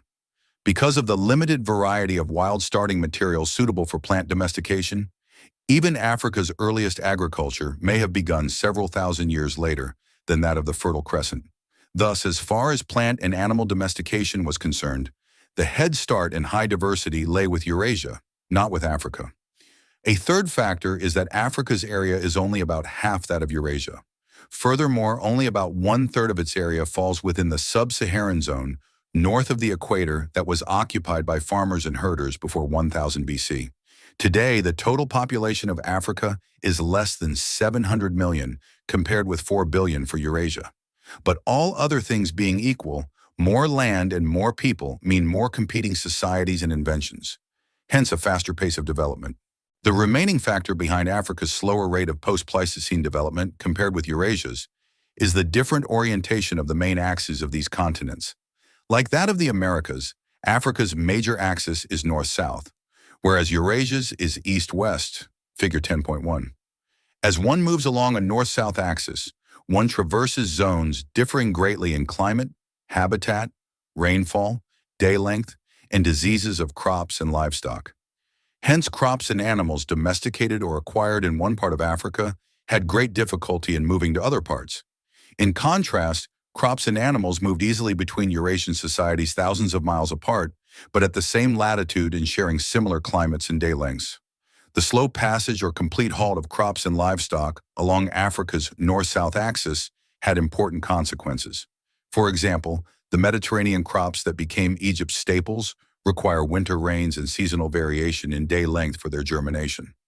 Those crops were unable to spread south of the Sudan, beyond which they encountered summer rains and little or no seasonal variation in daylight. Egypt's wheat and barley never reached the Mediterranean climate at the Cape of Good Hope until European colonists brought them in 1652, and the Khoisan never developed agriculture. Similarly, the Sahel crops adapted to summer rain and to little or no seasonal variation in day length were brought by the Bantu into southern Africa, but could not grow at the Cape itself, thereby halting the advance of Bantu agriculture. Bananas and other tropical Asian crops, for which Africa's climate is eminently suitable, and which today are among the most productive staples of tropical African agriculture, were unable to reach Africa by land routes. They apparently did not arrive until the first millennium AD, long after their domestication in Asia, because they had to wait for large-scale boat traffic across the Indian Ocean. Africa's north-south axis also seriously impeded the spread of livestock. Equatorial Africa's tsetse flies, carrying trypanosomes to which native African wild mammals are resistant, proved devastating to introduce Eurasian and North African species of livestock.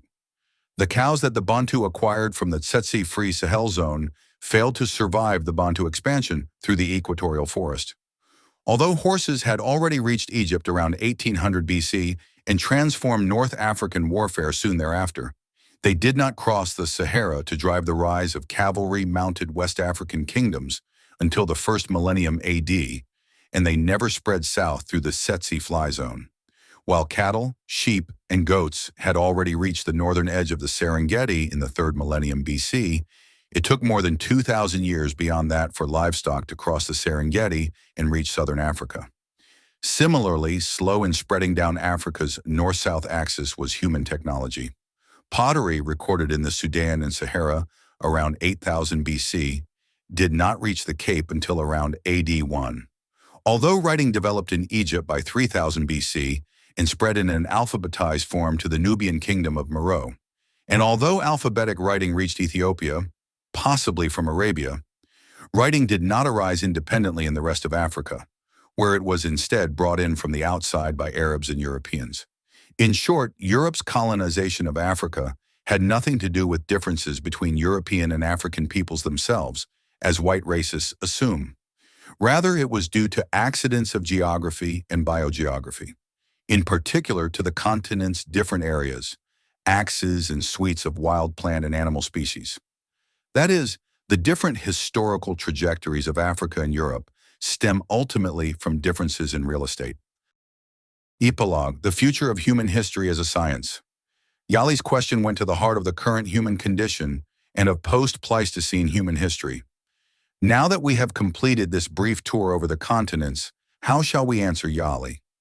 I would say to Yali, the striking differences between the long-term histories of peoples of the different continents have been due not to innate differences in the peoples themselves, but to differences in their environments.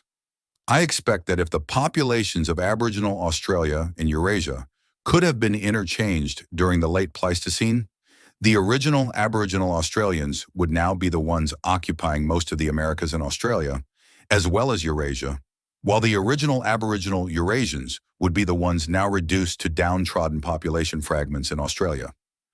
One might at first be inclined to dismiss this assertion as meaningless, because the experiment is imaginary and my claim about its outcome cannot be verified. But historians are nevertheless able to evaluate related hypotheses by retrospective tests. For instance, one can examine what did happen when European farmers were transplanted to Greenland or the U.S. Great Plains, and when farmers stemming ultimately from China emigrated to the Chatham Islands, the rainforests of Borneo, or the volcanic soils of Java or Hawaii.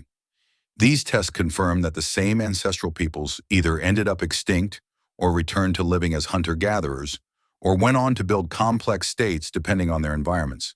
Similarly, Aboriginal Australian hunter-gatherers, variously transplanted to Flinders Island, Tasmania, or southeastern Australia, ended up extinct or as hunter-gatherers with the modern world's simplest technology, or as canal builders intensively managing a productive fishery, depending on their environments.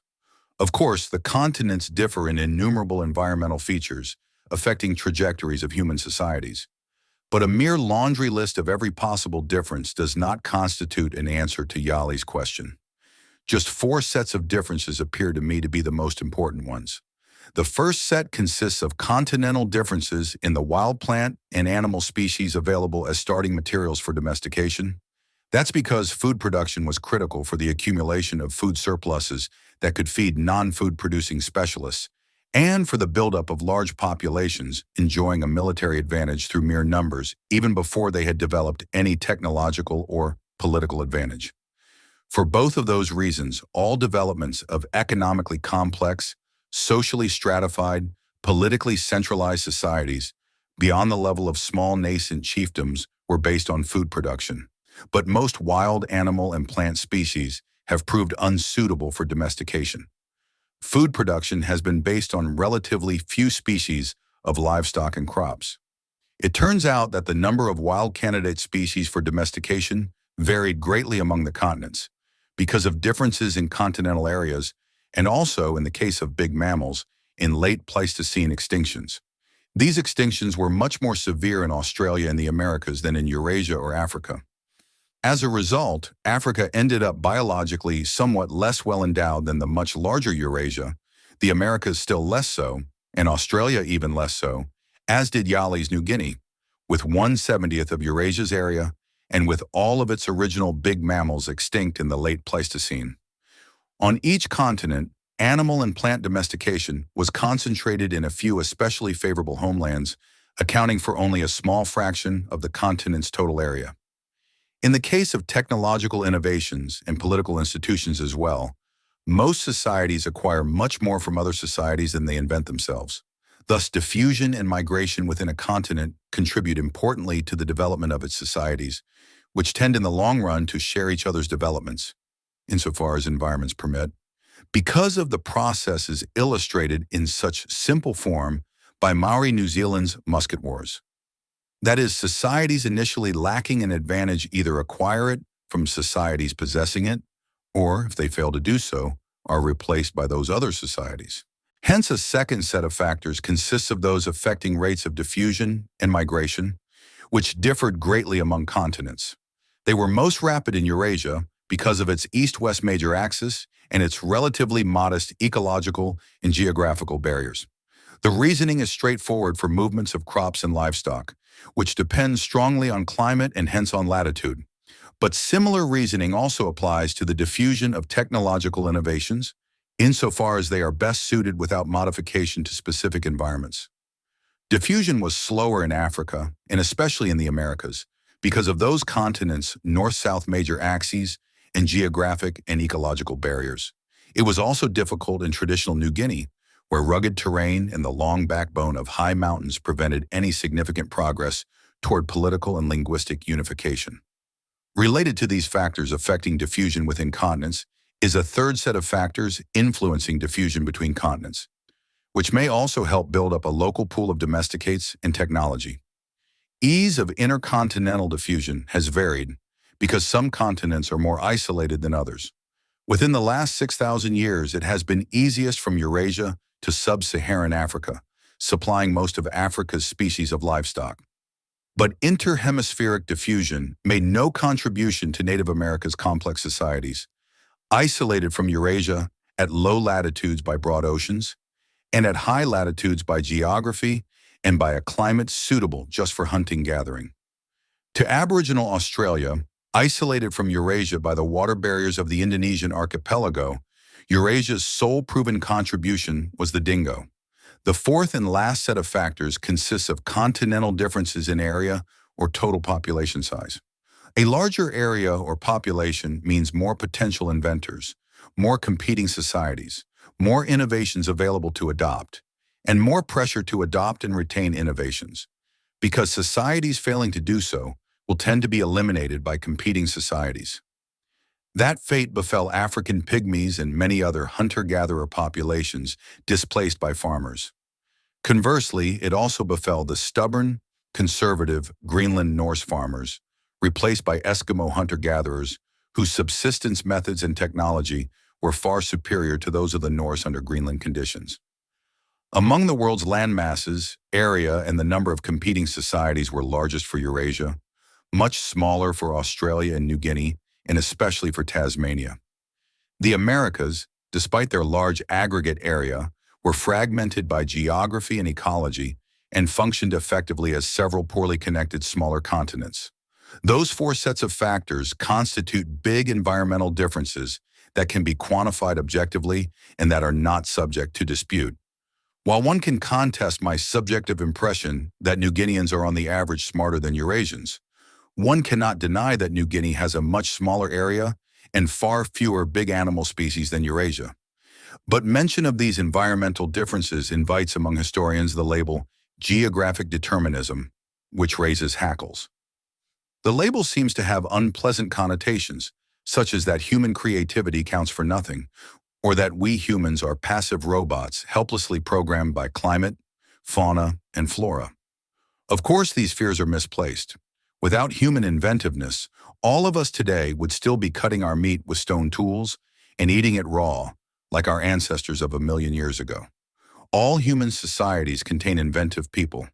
It's just that some environments provide more starting materials and more favorable conditions for utilizing inventions than do other environments. These answers to Yali's question are longer and more complicated than Yali himself would have wanted. Historians, however, may find them too brief and oversimplified. Compressing 13,000 years of history on all continents into a 400-page book works out to an average of about 1 page per continent per 150 years, making brevity and simplification inevitable. Yet the compression brings a compensating benefit. Long-term comparisons of regions yield insights that cannot be won from short-term studies of single societies. Naturally, a host of issues raised by Yali's question remain unresolved. At present, we can put forward some partial answers, plus a research agenda for the future, rather than a fully developed theory. The challenge now is to develop human history as a science, on a par with acknowledged historical sciences such as astronomy, geology, and evolutionary biology. Hence, it seems appropriate to conclude this book by looking to the future of the discipline of history and by outlining some of the unresolved issues. The most straightforward extension of this book will be to quantify further and thus to establish more convincingly the role of intercontinental differences in the four sets of factors that appear to be most important. To illustrate differences in starting materials for domestication, I provided numbers for each continent's total of large wild terrestrial mammalian herbivores and omnivores, Table 9.2, and of large seeded cereals, Table 8.1. One extension would be to assemble corresponding numbers for large seeded legumes, pulses such as beans, peas, and vetches. In addition, I mentioned factors disqualifying big mammalian candidates for domestication, but I did not tabulate how many candidates are disqualified by each factor on each continent. It would be interesting to do so, especially for Africa, where a higher percentage of candidates is disqualified than in Eurasia. Which disqualifying factors are most important in Africa, and what has selected for their high frequency in African mammals. Quantitative data should also be assembled to test my preliminary calculations, suggesting differing rates of diffusion along the major axes of Eurasia, the Americas, and Africa. A second extension will be to smaller geographic scales and shorter time scales than those of this book. For instance, the following obvious question has probably occurred to readers already. Why within Eurasia were European societies rather than those of the Fertile Crescent or China or India, the ones that colonized America and Australia, took the lead in technology and became politically and economically dominant in the modern world? a historian who had lived at any time between 8,500 BC and AD 1,450, and who had tried then to predict future historical trajectories, would surely have labeled Europe's eventual dominance as the least likely outcome, because Europe was the most backward of those three Old World regions for most of those 10,000 years. From 8,500 BC until the rise of Greece and then Italy after 500 BC, almost all major innovations in Western Eurasia, animal domestication, plant domestication, writing, metallurgy, wheels, states, and so on, arose in or near the Fertile Crescent. Until the proliferation of watermills after about AD 900, Europe west or north of the Alps contributed nothing of significance to Old World technology or civilization. It was instead a recipient of developments from the Eastern Mediterranean, Fertile Crescent, and China. Even from AD 1000 to 1450, the flow of science and technology was predominantly into Europe, from the Islamic societies stretching from India to North Africa, rather than vice versa. During those same centuries, China led the world in technology, having launched itself on a food production nearly as early as the Fertile Crescent did. Why, then, did the Fertile Crescent and China eventually lose their enormous leads of thousands of years to late-starting Europe? One can, of course, point to proximate factors behind Europe's rise: its development of a merchant class, capitalism, and patent protection for inventions; its failure to develop absolute despots and crushing taxation; and its Greco-Judeo-Christian tradition of critical empirical inquiry. Still, for all such proximate causes, one must raise the question of ultimate cause.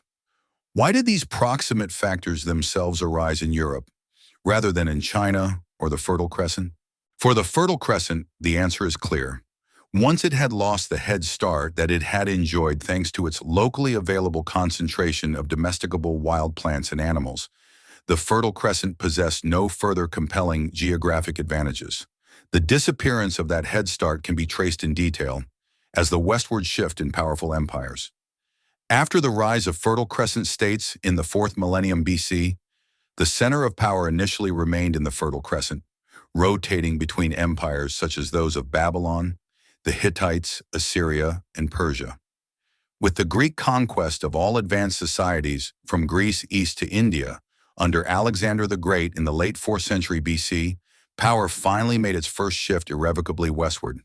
It shifted farther west with Rome's conquest of Greece in the 2nd century BC, and after the fall of the Roman Empire, it eventually moved again to Western and Northern Europe.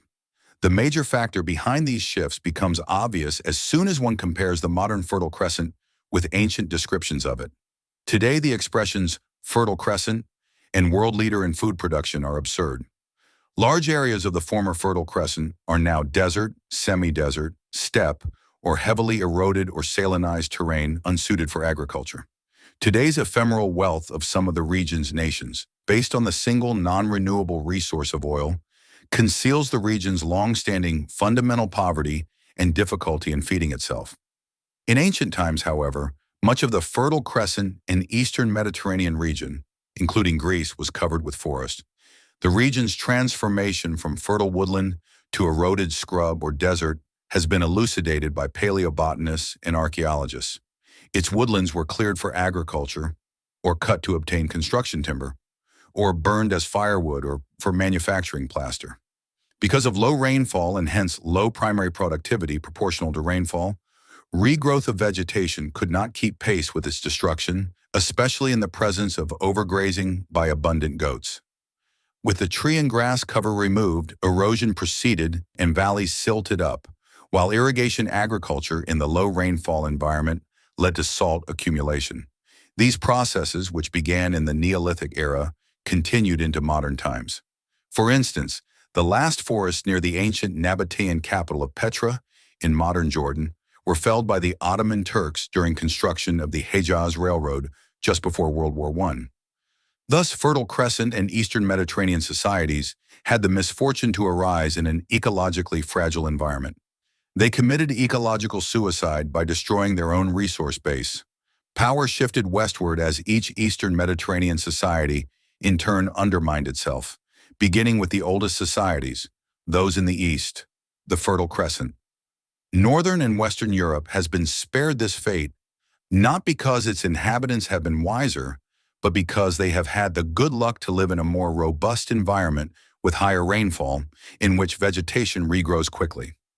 Much of Northern and Western Europe is still able to support productive, intensive agriculture today, 7,000 years after the arrival of food production.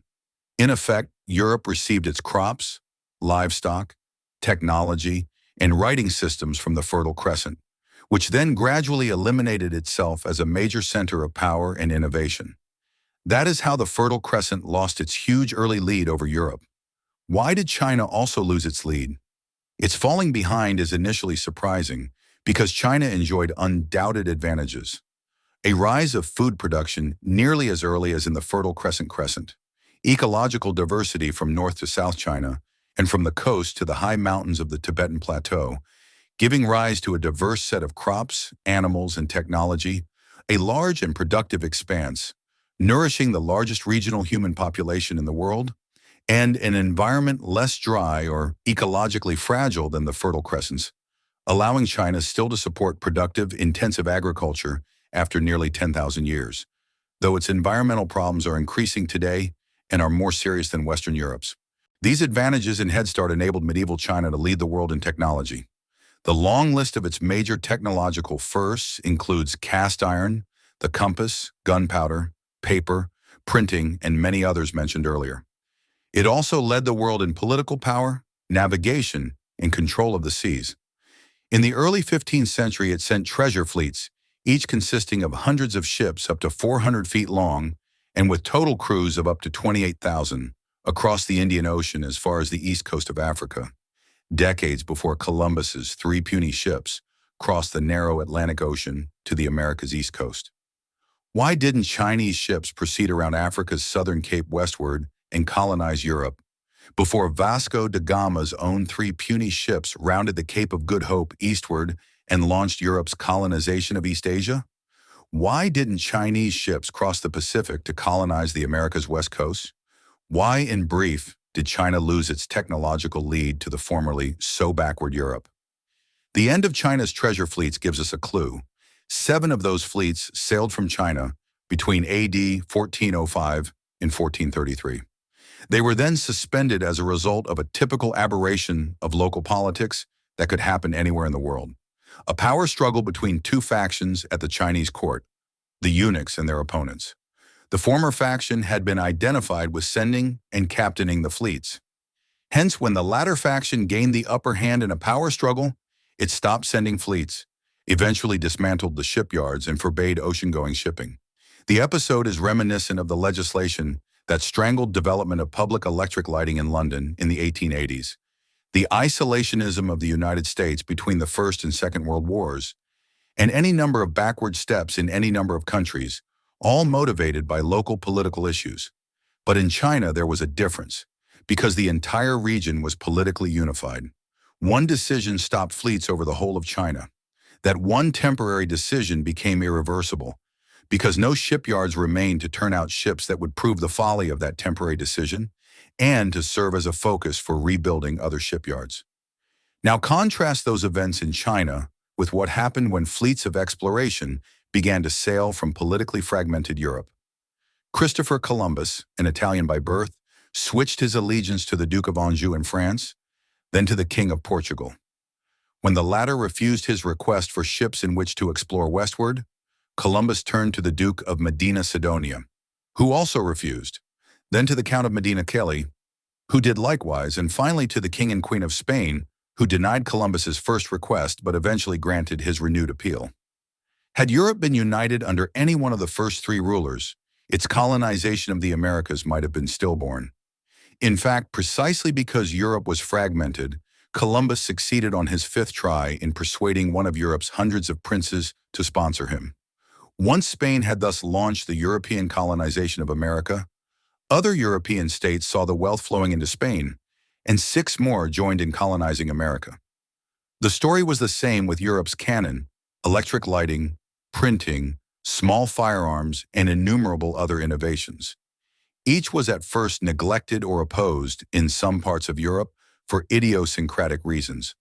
But once adopted in one area, it eventually spread to the rest of Europe. These consequences of Europe's disunity stand in sharp contrast to those of China's unity. From time to time, the Chinese court decided to halt other activities besides overseas navigation. It abandoned development of an elaborate water-driven spinning machine, stepped back from the verge of an industrial revolution in the 14th century, demolished or virtually abolished mechanical clocks after leading the world in clock construction, and retreated from mechanical devices and technology in general after the late 15th century. Those potentially harmful effects of unity have flared up again in modern China, notably during the madness of the Cultural Revolution in the 1960s and 1970s, when a decision by one or a few leaders closed the whole country's school systems for 5 years. China's frequent unity and Europe's perpetual disunity both have a long history. The most productive areas of modern China were politically joined for the first time in 221 BC and have remained so for most of the time since then.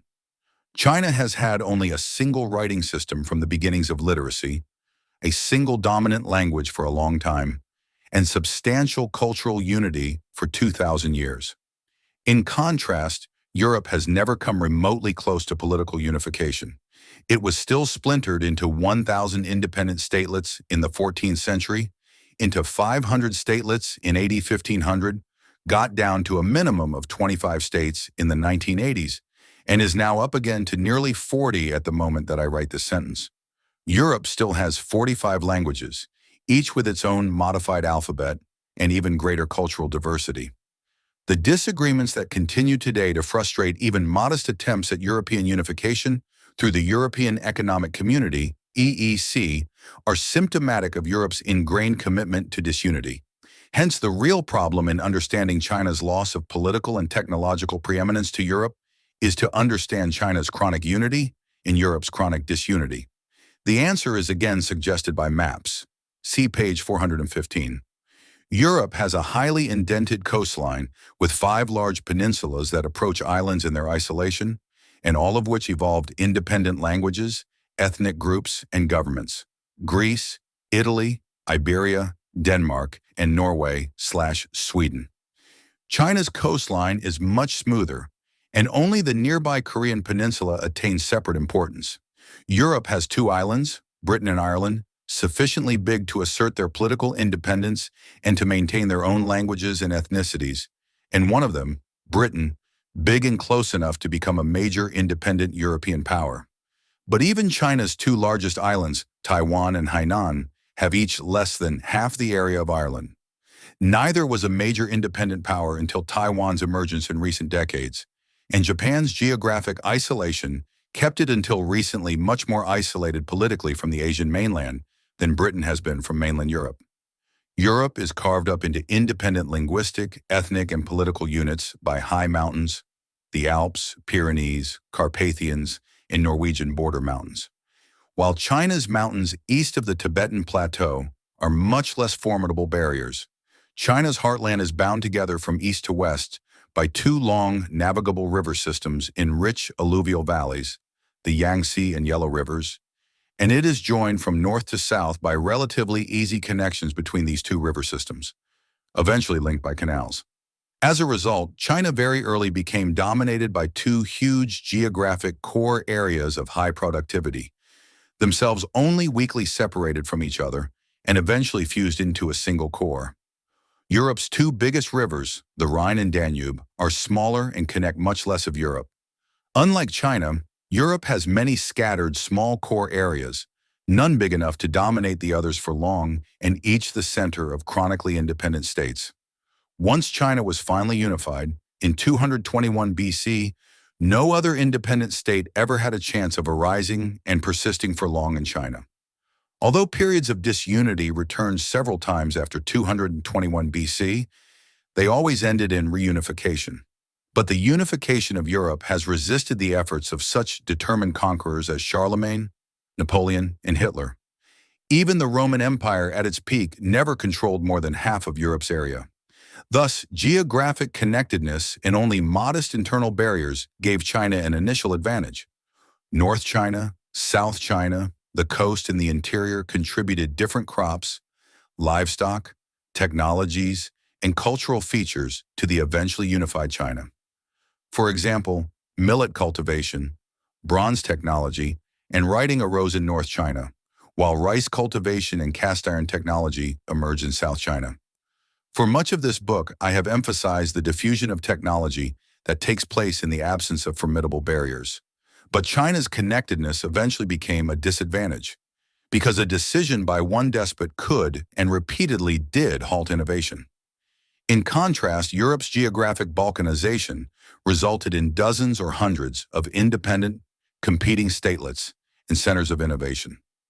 If one state did not pursue some particular innovation, another did, forcing neighboring states to do likewise, or else be conquered or left economically behind. Europe's barriers were sufficient to prevent political unification, but insufficient to halt the spread of technology and ideas. There has never been one despot who could turn off the tap for all of Europe, as of China. These comparisons suggest that geographic connectedness has exerted both positive and negative effects on the evolution of technology. As a result, in the very long run, technology may have developed most rapidly in regions with moderate connectedness, neither too high nor too low. Technology's course over the last 1,000 years in China, Europe, and possibly the Indian subcontinent exemplifies those net effects of high, moderate, and low connectedness, respectively. Naturally, additional factors contributed to history's diverse courses in different parts of Eurasia. For instance, the Fertile Crescent, China and Europe, differed in their exposure to the perennial threat of barbarian invasions by horse-mounted pastoral nomads of Central Asia. One of those nomad groups, the Mongols, eventually destroyed the ancient irrigation systems of Iran and Iraq, but none of the Asian nomads ever succeeded in establishing themselves in the forests of Western Europe beyond the Hungarian plains. Environmental factors also include the Fertile Crescent's geographically intermediate location, controlling the trade routes linking China and India to Europe, and China's more remote location from Eurasia's other advanced civilizations, making China a gigantic virtual island within a continent. China's relative isolation is especially relevant to its adoption and then rejection of technologies, so reminiscent of the rejections on Tasmania and other islands. Chapters 13 and 15. But this brief discussion may at least indicate the relevance of environmental factors to smaller scale and shorter-term patterns of history, as well as to history's broadest pattern. The histories of the Fertile Crescent in China also hold a salutary lesson for the modern world. Circumstances change, and past primacy is no guarantee of future primacy. One might even wonder whether the geographical reasoning employed throughout this book has at last become wholly irrelevant in the modern world. Now that ideas diffuse everywhere instantly on the internet, and cargo is routinely air freighted overnight between continents, it might seem that entirely new rules apply to competition between the world's peoples, and that as a result, new powers are emerging, such as Taiwan, Korea, Malaysia, and especially Japan. On reflection, though, we see that the supposedly new rules are just variations on the old ones. Yes, the transistor, invented at Bell Labs in the eastern United States in 1947, leapt 8,000 miles to launch an electronics industry in Japan, but it did not make the shorter leap to found new industries in Zaire or Paraguay. The nations rising to new power are still ones that were incorporated thousands of years ago into the old centers of dominance based on food production, or that have been repopulated by peoples from those centers. Unlike Zaire or Paraguay, Japan and the other new powers were able to exploit the transistor quickly because their populations already had a long history of literacy, metal machinery, and centralized government. The world's two earliest centers of food production, the Fertile Crescent and China, still dominate the modern world, either through their immediate successor states, modern China, or through states situated in neighboring regions influenced early by those two centers, Japan, Korea, Malaysia, and Europe, or through states repopulated or ruled by their overseas immigrants, the United States, Australia, Brazil. Prospects for world dominance of sub-Saharan Africans, Aboriginal Australians, and Native Americans remain dim. The hand of history's course at 8,000 BC lies heavily on us. Among other factors relevant to answering Yali's question, cultural factors and influences of individual people loom large. To take the former first, human cultural traits vary greatly around the world. Some of that cultural variation is no doubt a product of environmental variation, and I have discussed many examples in this book.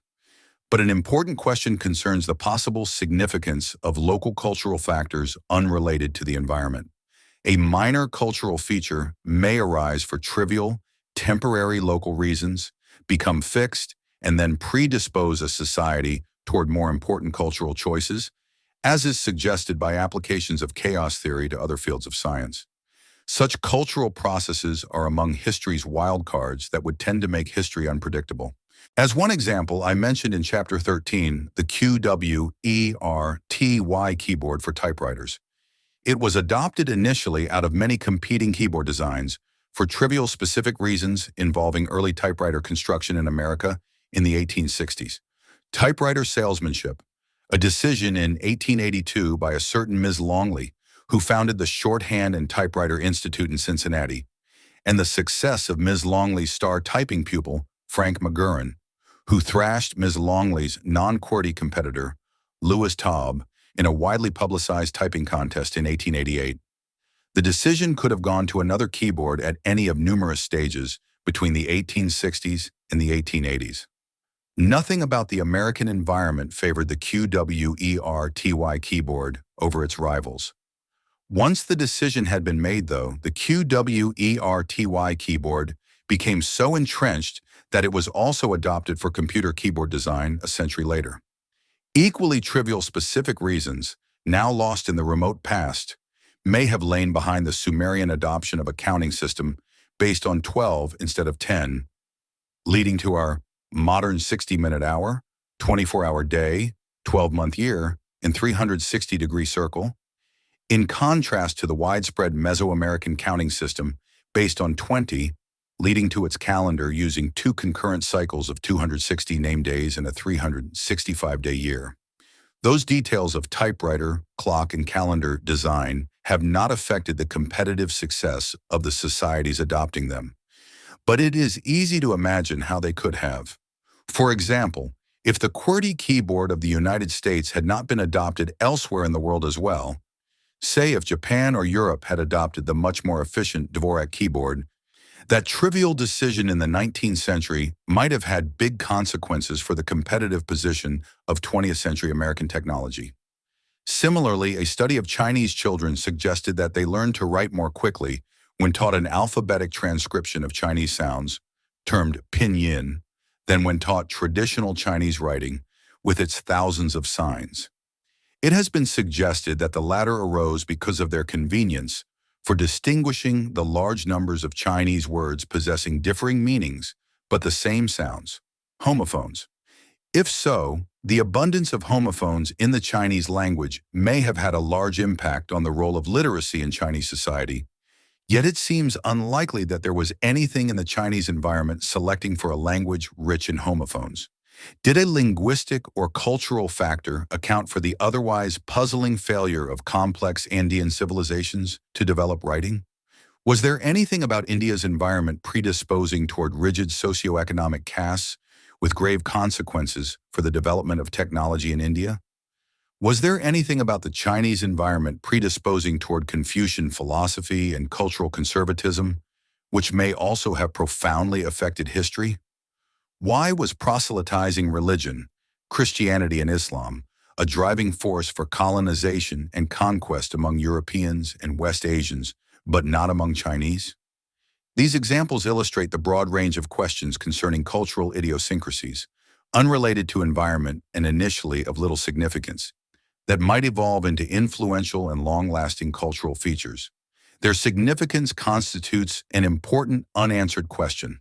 It can best be approached by concentrating attention on historical patterns that remain puzzling after the effects of major environmental factors have been taken into account. What about the effects of idiosyncratic individual people? A familiar modern example is the narrow failure on July 20th, 1944, of the assassination attempt against Hitler and of a simultaneous uprising in Berlin. Both had been planned by Germans who were convinced that the war could not be won and who wanted to seek peace then, at a time when the Eastern Front between the German and Russian armies still lay mostly within Russia's borders. Hitler was wounded by a time bomb in a briefcase placed under a conference table. He might have been killed if the case had been placed slightly closer to the chair where he was sitting. It is likely that the modern map of Eastern Europe and the Cold War's course would have been significantly different if Hitler had indeed been killed, and if World War II had ended then. Less well-known, but even more fateful, was a traffic accident in the summer of 1930. Over 2 years before Hitler's seizure of power in Germany, when a car in which he was riding in the death seat, right front passenger seat, collided with a heavy trailer truck. The truck braked just in time to avoid running over Hitler's car and crushing him. Because of the degree to which Hitler's psychopathology determined Nazi policy and success, the form of an eventual World War II would probably have been quite different if the truck driver had braked 1 second later. One can think of other individuals whose idiosyncrasies apparently influenced history, as did Hitler's. Alexander the Great, Augustus, Buddha, Christ, Lenin, Martin Luther, the Inca Emperor Pachacuti, Muhammad, William the Conqueror, and the Zulu King Shaka, to name a few.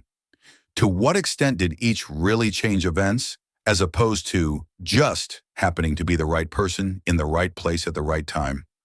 At the one extreme is the view of the historian Thomas Carlyle. Universal history, the history of what man, has accomplished in this world, is at bottom the history of the great men who have worked here. At the opposite extreme is the view of the Prussian statesman Otto von Bismarck, who, unlike Carlyle, had long first-hand experience of politics' inner workings. The statesman's task is to hear God's footsteps marching through history and to try to catch on to his coattails as he marches past. Like cultural idiosyncrasies, individual idiosyncrasies throw wild cards into the course of history. They may make history inexplicable in terms of environmental forces, or indeed of any generalizable causes. For the purposes of this book, however, they are scarcely relevant, because even the most ardent proponent of the great man theory would find it difficult to interpret history's broadest pattern in terms of a few great men. Perhaps Alexander the Great did nudge the course of Western Eurasia's already literate, food-producing, iron-equipped states, but he had nothing to do with the fact that Western Eurasia already supported literate, food-producing, iron-equipped states at a time when Australia still supported only non-literate hunter-gatherer tribes lacking metal tools. Nevertheless, it remains an open question how wide and lasting the effects of idiosyncratic individuals on history really are. The discipline of history is generally not considered to be a science, but something closer to the humanities. At best, history is classified among the social sciences, of which it rates as the least scientific. While the field of government is often termed political science, and the Nobel Prize in economics refers to economic science, history departments rarely if ever label themselves Department of Historical Science. Most historians do not think of themselves as scientists and receive little training in acknowledged sciences and their methodologies. The sense that history is nothing more than a mass of details is captured in numerous aphorisms. History is just one damn fact after another. History is more or less bunk. There is no law of history any more than of a kaleidoscope, and so on. One cannot deny that it is more difficult to extract general principles from studying history than from studying planetary orbits. However, the difficulties seem to me not fatal. Similar ones apply to other historical subjects whose place among the natural sciences is nevertheless secure, including astronomy, climatology, ecology, evolutionary biology, geology, and paleontology. People's image of science is unfortunately often based on physics and a few other fields with similar methodologies. Scientists in those fields tend to be ignorantly disdainful of fields to which those methodologies are inappropriate and which must therefore seek other methodologies, such as my own research areas of ecology and evolutionary biology. But recall that the word science means knowledge, from the Latin scire, to know, and scientia, knowledge, to be obtained by whatever methods are most appropriate to the particular field. Hence, I have much empathy with students of human history for the difficulties they face. Historical sciences in the broad sense, including astronomy and the like, share many features that set them apart from non-historical sciences, such as physics, chemistry, and molecular biology. I would single out 4: methodology, causation, prediction, and complexity. In physics, the chief method for gaining knowledge is the laboratory experiment, by which one manipulates the parameter whose effect is in question, executes parallel control experiments with that parameter held constant, holds other parameters constant throughout, replicates both the experimental manipulation and the control experiment, and obtains quantitative data. This strategy, which also works well in chemistry and molecular biology, is so identified with science in the minds of many people that experimentation is often held to be the essence of the scientific method. But laboratory experimentation can obviously play little or no role in many of the historical sciences. One cannot interrupt galaxy formation, start and stop hurricanes and ice ages, experimentally exterminate grizzly bears in a few national parks, or rerun the course of dinosaur evolution. Instead, one must gain knowledge in these historical sciences by other means, such as observation, comparison, and so-called natural experiments, to which I shall return in a moment. Historical sciences are concerned with chains of proximate and ultimate causes.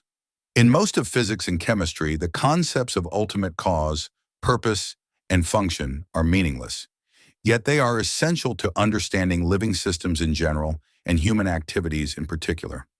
For instance, an evolutionary biologist studying Arctic hares, whose fur color turns from brown in summer to white in winter, is not satisfied with identifying the mundane proximate causes of fur color in terms of the fur pigment's molecular structures and biosynthetic pathways. The more important questions involve function, camouflage against predators, and ultimate cause, natural selection starting with an ancestral hair, population with seasonally unchanging fur color.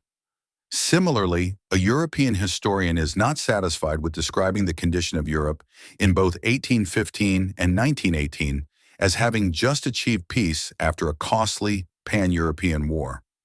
Understanding the contrasting chains of events leading up to the two peace treaties is essential to understanding why an even more costly pan-European war broke out again within a few decades of 1918, but not of 1815. But chemists do not assign a purpose or function to a collision of two gas molecules, nor do they seek an ultimate cause for the collision. Still, another difference between historical and non-historical sciences involves prediction. In chemistry and physics, the acid test of one's understanding of a system is whether one can successfully predict its future behavior. Again, physicists tend to look down on evolutionary biology and history because those fields appear to fail this test. In historical sciences, one can provide a posteriori explanations, e.g., why an asteroid impact on Earth 66 million years ago may have driven dinosaurs but not many other species to extinction. But a priori predictions are more difficult. We would be uncertain which species would be driven to extinction if we did not have the actual past event to guide us. However, historians and historical scientists do make and test predictions about what future discoveries of data will show us about past events. The properties of historical systems that complicate attempts at prediction can be described in several alternative ways. One can point out that human societies and dinosaurs are extremely complex, being characterized by an enormous number of independent variables that feed back on each other. As a result, small changes at a lower level of organization can lead to emergent changes at a higher level. A typical example is the effect of that one truck driver's braking response in Hitler's nearly fatal traffic accident of 1930 on the lives of 100 million people who were killed or wounded in World War II. Although most biologists agree that biological systems are, in the end, wholly determined by their physical properties and obey the laws of quantum mechanics, the system's complexity means, for practical purposes, that deterministic causation does not translate into predictability. Knowledge of quantum mechanics does not help one understand why introduced placental predators have exterminated so many Australian marsupial species, or why the Allied powers rather than the Central Powers won World War I. Each glacier, nebula, hurricane, human society and biological species, and even each individual and cell of a sexually reproducing species is unique because it is influenced by so many variables and made up of so many variable parts. In contrast, for any of the physicists' elementary particles and isotopes and of the chemists' molecules, all individuals of the entity are identical to each other. Hence, physicists and chemists can formulate universal deterministic laws at the macroscopic level. But biologists and historians can formulate only statistical trends. With a very high probability of being correct, I can predict that of the next 1,000 babies born at the University of California Medical Center, where I work, not fewer than 480 or more than 520 will be boys. But I had no means of knowing in advance that my own 2 children would be boys. Similarly, historians note that tribal societies may have been more likely to develop into chiefdoms if the local population was sufficiently large and dense, and if there was potential for surplus food production than if that was not the case. But each such local population has its own unique features, with the result that chiefdoms did emerge in the highlands of Mexico, Guatemala, Peru, and Madagascar, but not in those of New Guinea or Guadalcanal. Still another way of describing the complexity and unpredictability of historical systems, despite their ultimate determinacy, is to note that long chains of causation may separate final effects from ultimate causes lying outside the domain of that field of science. For example, the dinosaurs may have been exterminated by the impact of an asteroid whose orbit was completely determined by the laws of classical mechanics. But if there had been any paleontologists living 67 million years ago, they could not have predicted the dinosaurs' imminent demise, because asteroids belong to a field of science otherwise remote from dinosaur biology. Similarly, the Little Ice Age of AD 1300 to 1500 contributed to the extinction of the Greenland Norse, but no historian, and probably not even a modern climatologist, could have predicted the Little Ice Age.